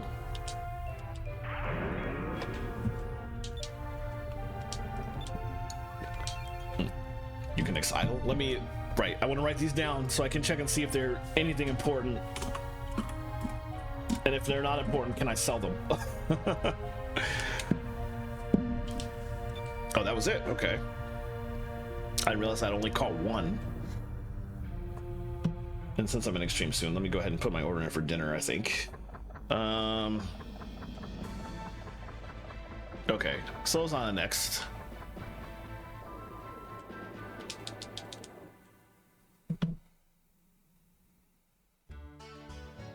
Ugh. Let's see.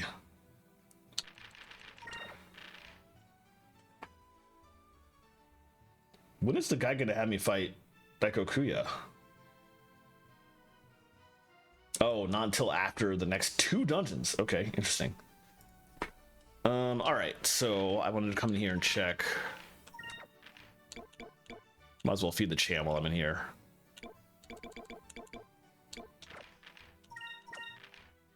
You can idle.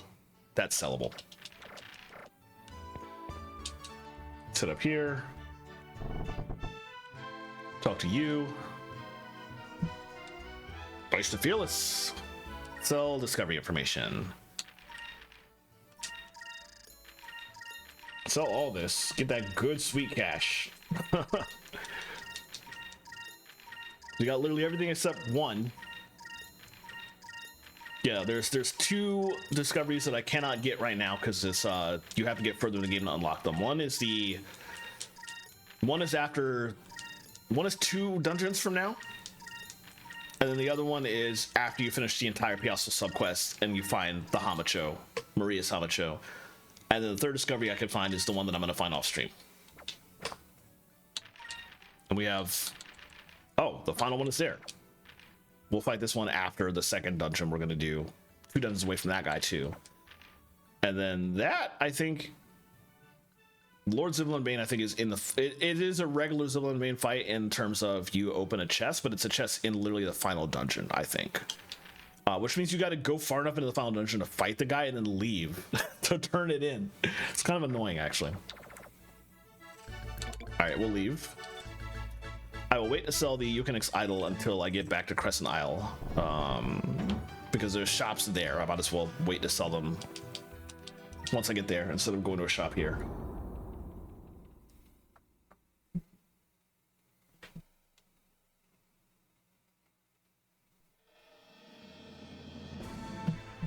Wow, what is this discount?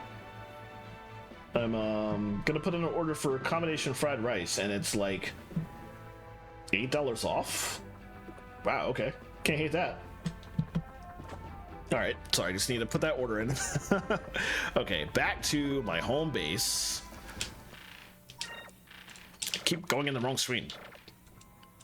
There we go. Just directly northeast. Oh, it's so nice to be at the point in this game where you can just ignore everything. In terms of like random battles, they don't even have to be a thing anymore. I can just dodge that, and I'm at a high enough level where they don't really matter anymore. And if I need to grind, I would do that in a very specific place. And I'm still gonna be fighting random battles in the dungeons I go to, so it's like whatever.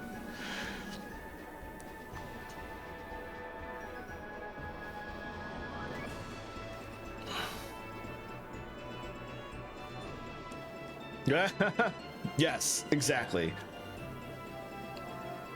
In all seriousness,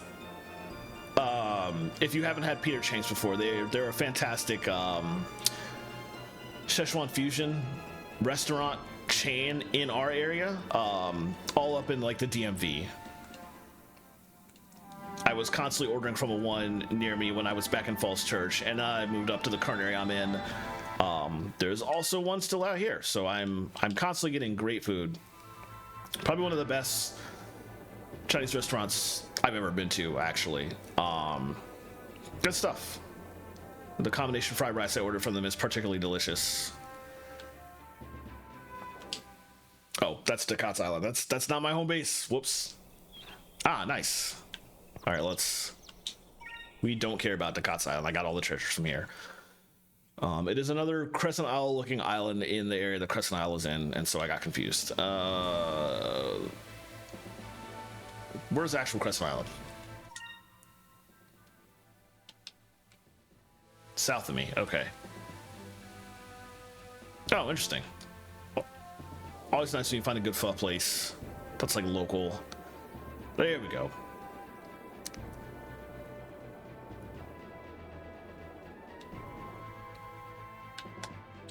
I don't think I've ever heard of them. I wonder if they're a chain. I guess there's not one near me. Okay. From here, do you want to go up here? Elikmus has set up shop in the cave that Osman and Ryukan were in. Excuse me. Oh, you know what? I don't know if any of the people down here will like also ask me for money to build things. So let me talk to everybody down here before I go up there. Let me talk to everybody, in fact. That new engine we built using the Book of Shiplayer, you can fly the Delphinus above and below the clouds. We can fly all over the damn place. I can't wait. Do y'all have anything to say here?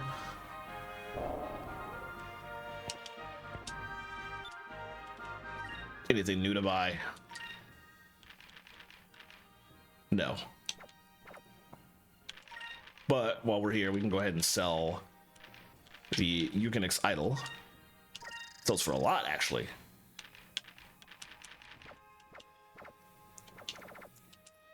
Got a new gossip. When we go to the Valua, I'll shoot down their entire fleet. Bring them on. I hope I don't miss too much. Well, actually, we're going to sneak into Valuan airspace by flying under the islands. Oh, well, I guess that makes more sense than attacking the entire Valuan armada head on. Good idea, Captain.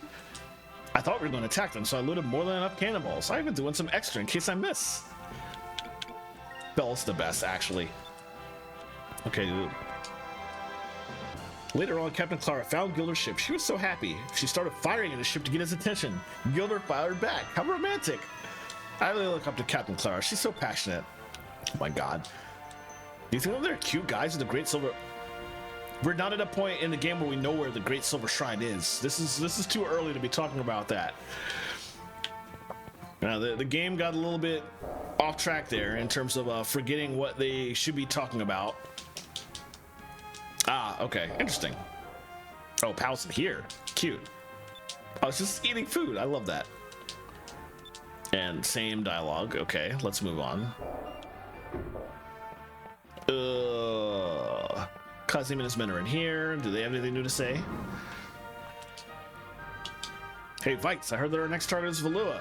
Why don't you stop all the sneaking around stuff? Just blast your way through the bottom of the Valua and watch them all fall in the deep sky. Jeez. I'm gonna dive under Valua, huh? I'm game. As long as I get to shoot at stuff, you will absolutely get to shoot at stuff. So we're gonna try and sneak into Valua by going underneath it. That's a pretty good idea. I hope we have a clean shot at some of the ships while we're there. All right, that's another snooze, Dad. Oh, I didn't snooze it in time. It started the break. Whoops. Okay, I apologize. We're gonna have to sit through this ad break. If anybody's watching, my fault. I wasn't fast enough on the draw.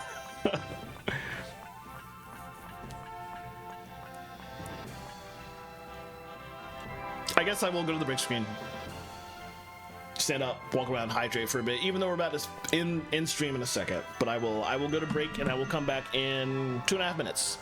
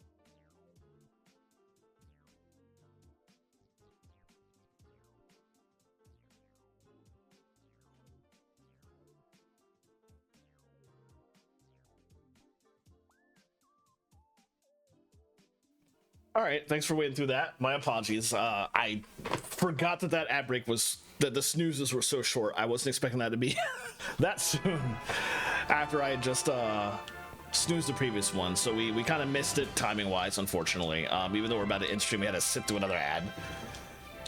I blame Twitch. Twitch's whole ad system is just ridiculous, and I didn't care about ads enough, but oh well. I know they don't have anything new to sell, so I'm just going to I'm checking to see if anybody has new dialogue, essentially. Elikmus has his new shop now that we've hired him. Does he want money to make it better? Hello, Vice, can I help you? The shop is adequate, but it's lacking some of the more sophisticated equipment. If I could purchase some, it would be possible to make better medicines, but it will cost 1,000 gold to upgrade everything. Go for it. Really? Are you sure? Thank you very much. I'll get started on renovating the lab right away. All right, in that case, I'm going to... Let's go out, actually. Let's explore the rest of the base first. See if anybody has anything new for me. You won't. Domingo will, but let's do that later.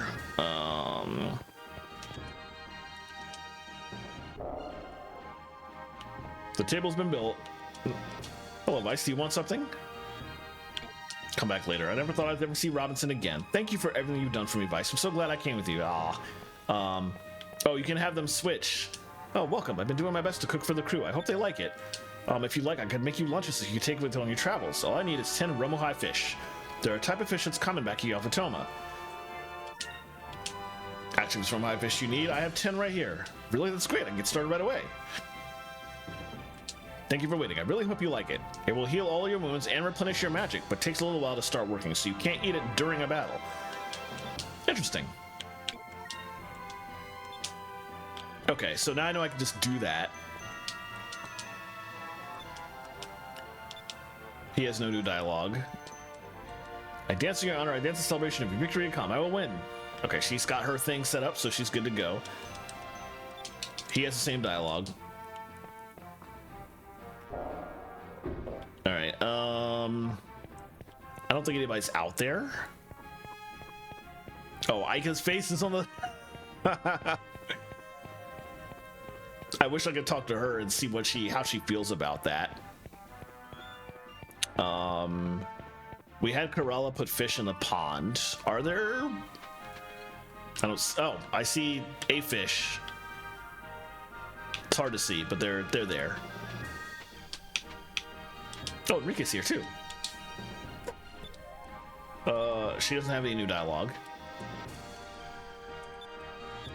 I'm trying to talk to your boyfriend. I always wondered when I would return to Valua, but somehow this isn't quite what I imagined. All right, let's come upstairs. That's Enrique's room. This is Aika's, I think. And she is indeed in here. Vice, now that we can go higher and lower than we have ever had before, we can explore all the places where we haven't been yet. I've already beat you to it. Well, there's a couple more places the story will take us to on that end. When we last saw him, Drachma said that it wasn't going to be easy for him to start his life over. Do you think he will rejoin us when he feels better? Actually, yes. When stuff goes to pot and we get to the end of the game scenario, at that point, Enrique, Gilder, and Drachma are all there ready to help out, and you can add whoever you want to your party at any time then. He let me see the Yafutoman book on Yafutoman typo. I learned how to build an engine using wave motion technology and how to rig the sails so your ship can hover. I learned so much. The biggest surprise for me after getting out of Valua was probably the sky. It's blue. I've never seen a blue sky before. And the clouds are white. I thought they were all dark like the ones of Valua. Hey, don't laugh. If you lived in Lower City your whole life, you'd understand. Marco is actually very, very cute. I found a lot of islands where some really interesting animals live. Where's the island, you ask? It's a secret. Well, if you're only interested in the animals, I can bring some back here. It'll take 500 gold to pay for their food and stuff. Do you still want me to catch them for you? Yeah, actually. Some animals, huh? Might be nice to have some pets around here. Well, why not? Go ahead and catch some for the island, okay? Aye, aye. But first, what kind of animals would you like? Colorful from the south, I guess. Well, I think we need a little color around here. Go catch some colorful little creatures for me, okay? Aye, aye. I'll go catch them right away. Nice. Alright, so Pinta's getting animals, and Elikmus is crafting his or he's upgrading his shop. Let's see if Tika and Domingo have anything. Well, Domingo definitely has stuff for us. We've gotten so many discoveries. Oh, I missed that. Nothing to report today. Well, except that Marco has a stomachache. I think he drank water from the pond. Oh my god. Marco, please. We'll come in here and talk to Domingo, and then we'll leave and come back, and then we'll update Pinta and Elikmus' stuff. Yep. We check your discovery log. 85 discoveries. Now that's impressive. You really are something else. You're one of the greatest explorers of our time. You've earned this. One white map. All right. What he's asking for requires 3 more discoveries. I'm not sure if it's 2 or 3. I think it's 3 because there's actually a 4th discovery left to get in the game, but that one doesn't count for the discovery achievement. So I think it's just 3 more for him.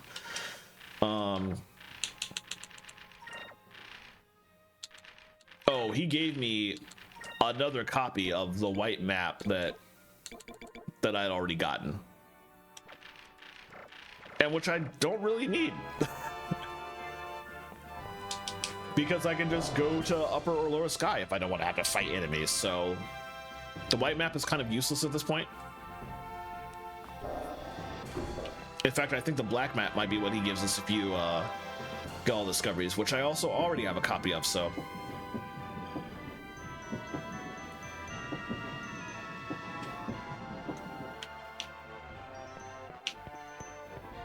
all right, so now I want to head out this way.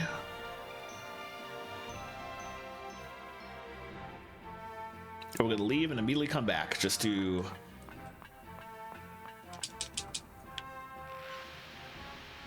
check out the updates, see what animals Pinta gets for us, and check out Elikmus' new shop and shop there. I want to see if what he has for sale after the upgrade.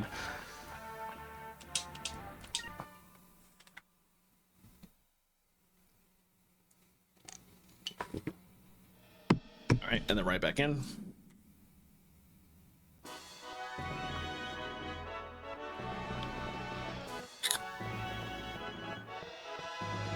All right, we'll go to Elikmus' shop first.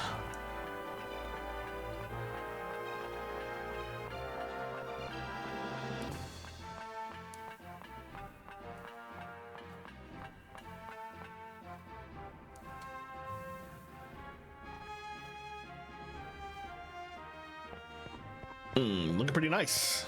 Oh, that's a big old pot. Small animals preserved in jars. There's all kinds of creepy stuff here. Fina would probably faint if she saw this. I wonder what this pink liquid is for. I sure hope it's not medicine. There's all kinds of chemicals here. I keep saying Elikmus. Elikmus must really know his stuff to be able to use all these. I don't know what language it's written in. I can't read a single word of it. Fish? Plants? What the? An eyeball? Oh, hello, Vice. Thanks to you, I have this wonderful lab where I can create medicines for you and your crew. I'm glad you like it. Elikmus, I've been wanting to ask you, why did you decide to devote your entire life to medicine? Before you joined my crew, you lived on that little island all by yourself, mixing ingredients and making potions.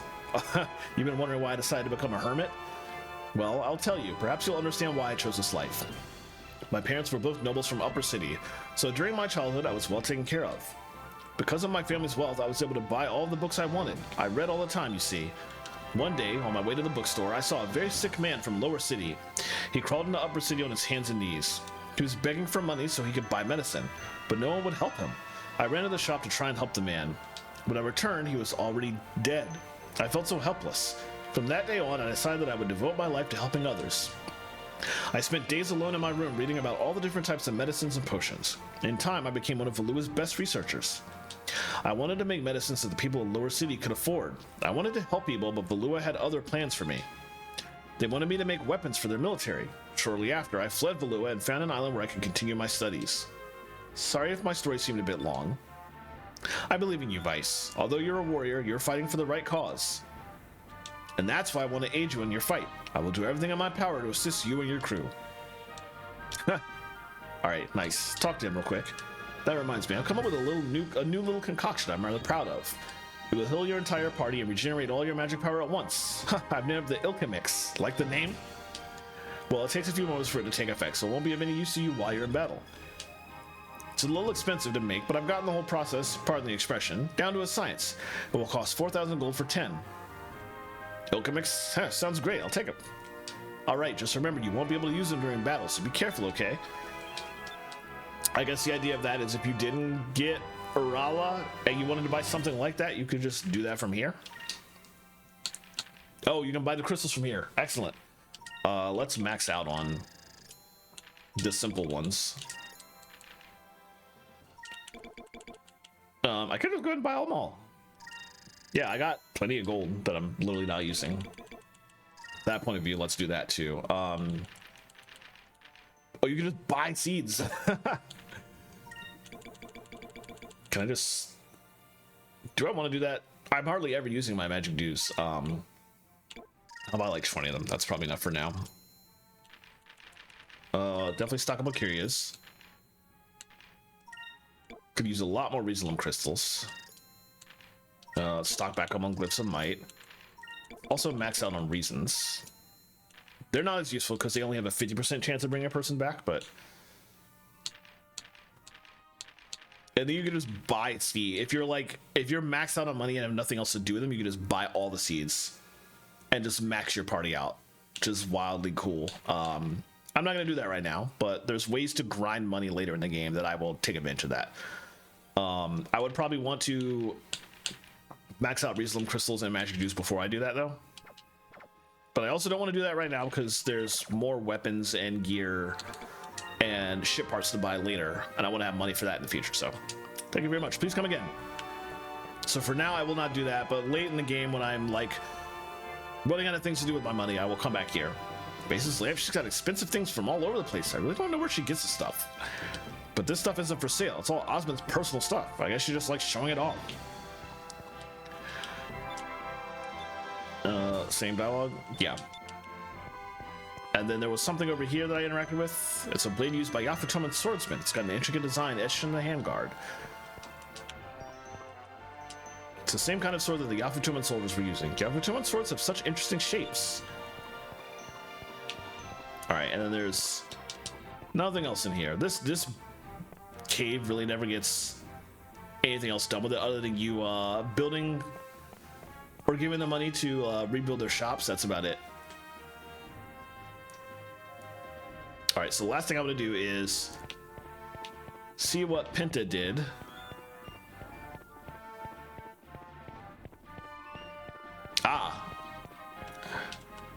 Coquetta Coop. Crew members must take weekly shifts to care for the coquettas. Thanks to these guys, we can eat fresh eggs every day and meat once in a while too.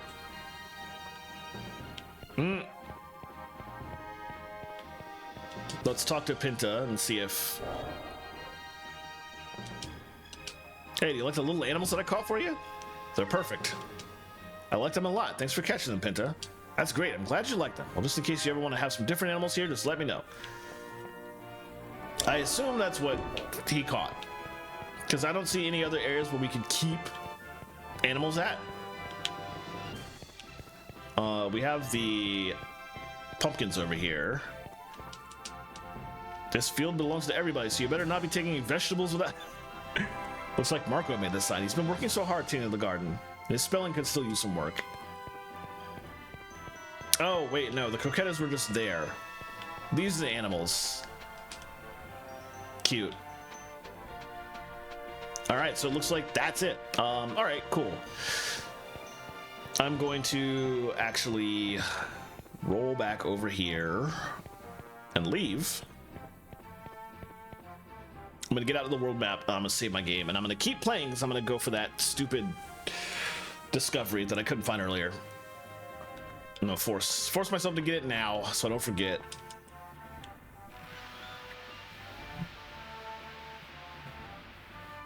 But I at least do want to get back out to the world map before I end stream, at least. Let's pop up here.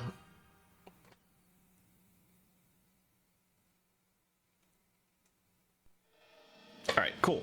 Let's save. One thing I just did, I always forget I need to go into my ship and talk to everybody on board, because I have the full crew now, and they actually have different things to say if you talk to them on the ship. So I'm gonna want to do that eventually. Not right now though. And just to verify, yep, got everybody. Cool. All right, so that'll do it for now. I will find that one discovery I missed after I end stream. So for now, we're gonna go to the schedule scene, excuse me, in OBS. Tomorrow I will be on WMJSO's channel, 6:30 p.m. Eastern. I'm going to be playing some of the new Sonic Racing game. So feel free to pop on over there tomorrow if you're available to catch me racing as Sonic in a car, which is still the stupidest concept in the history of anything. But Sega is really good with their Sonic Racing game, so I'm actually going to have fun with it. I know I will. I've been playing it a little bit on my own time in the previous couple days, and it's a really fun game, actually.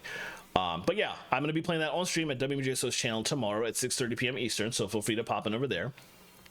Outside of that, this schedule is actually pretty much the same for next week. So I'll be back on Monday with Final Fantasy 16. As I explained earlier this week when I finished up Metroid on Thursday, I'm changing things a little bit. I'm going to be playing both Final Fantasy 16 and Genshin on Mondays, depending on whether Genshin has new content or not. And it will not have new content this coming week. Also not next week either, because it will have new content next week, but that content drops after maintenance on Tuesday. So for the next 2 Mondays, there will not really be anything new in Genshin, so I'm going to play Final Fantasy 16 instead on those days. Thursday, I'll be back. I finished Metroid Prime 2 this Thursday, so it's going to be Metroid Prime 3 moving forward, so I will update this schedule to account for that. And then, of course, we'll be doing Skies again next Saturday. So next Saturday, I will start with the 4 secret bosses, and then we'll go into more story. But yeah, in the meantime, like I said, feel free to catch me tomorrow on WGSO's channel if you want to see some Sonic Racing. If you have Sonic Racing Crossworlds on Steam and you're on that channel, let me know. It would be cool if I could race some of the folks watching in real time. But if not, you will at least have a good time just hanging out. So for now, let's switch to the ending screen. I'm going to throw my Nightbot commands in. I actually already know who I want to raid, and that is Jer Roke, who is live doing he's playing some piano for a VGM after party in Rockford, Illinois. I'm not sure what the after party was for, what he was doing there, but yeah, it's Jer. It's always a good time, and I'm sure it's going to be good music. So we'll head on over there. Yeah, thank you everybody for popping in. I always have a good time playing Skies of Arcadia. And whether or not I see you tomorrow or Monday or next week with my streams, I hope you all have a wonderful rest of the weekend, rest of your evening, and a wonderful rest of your weekend. Take care, y'all. Later.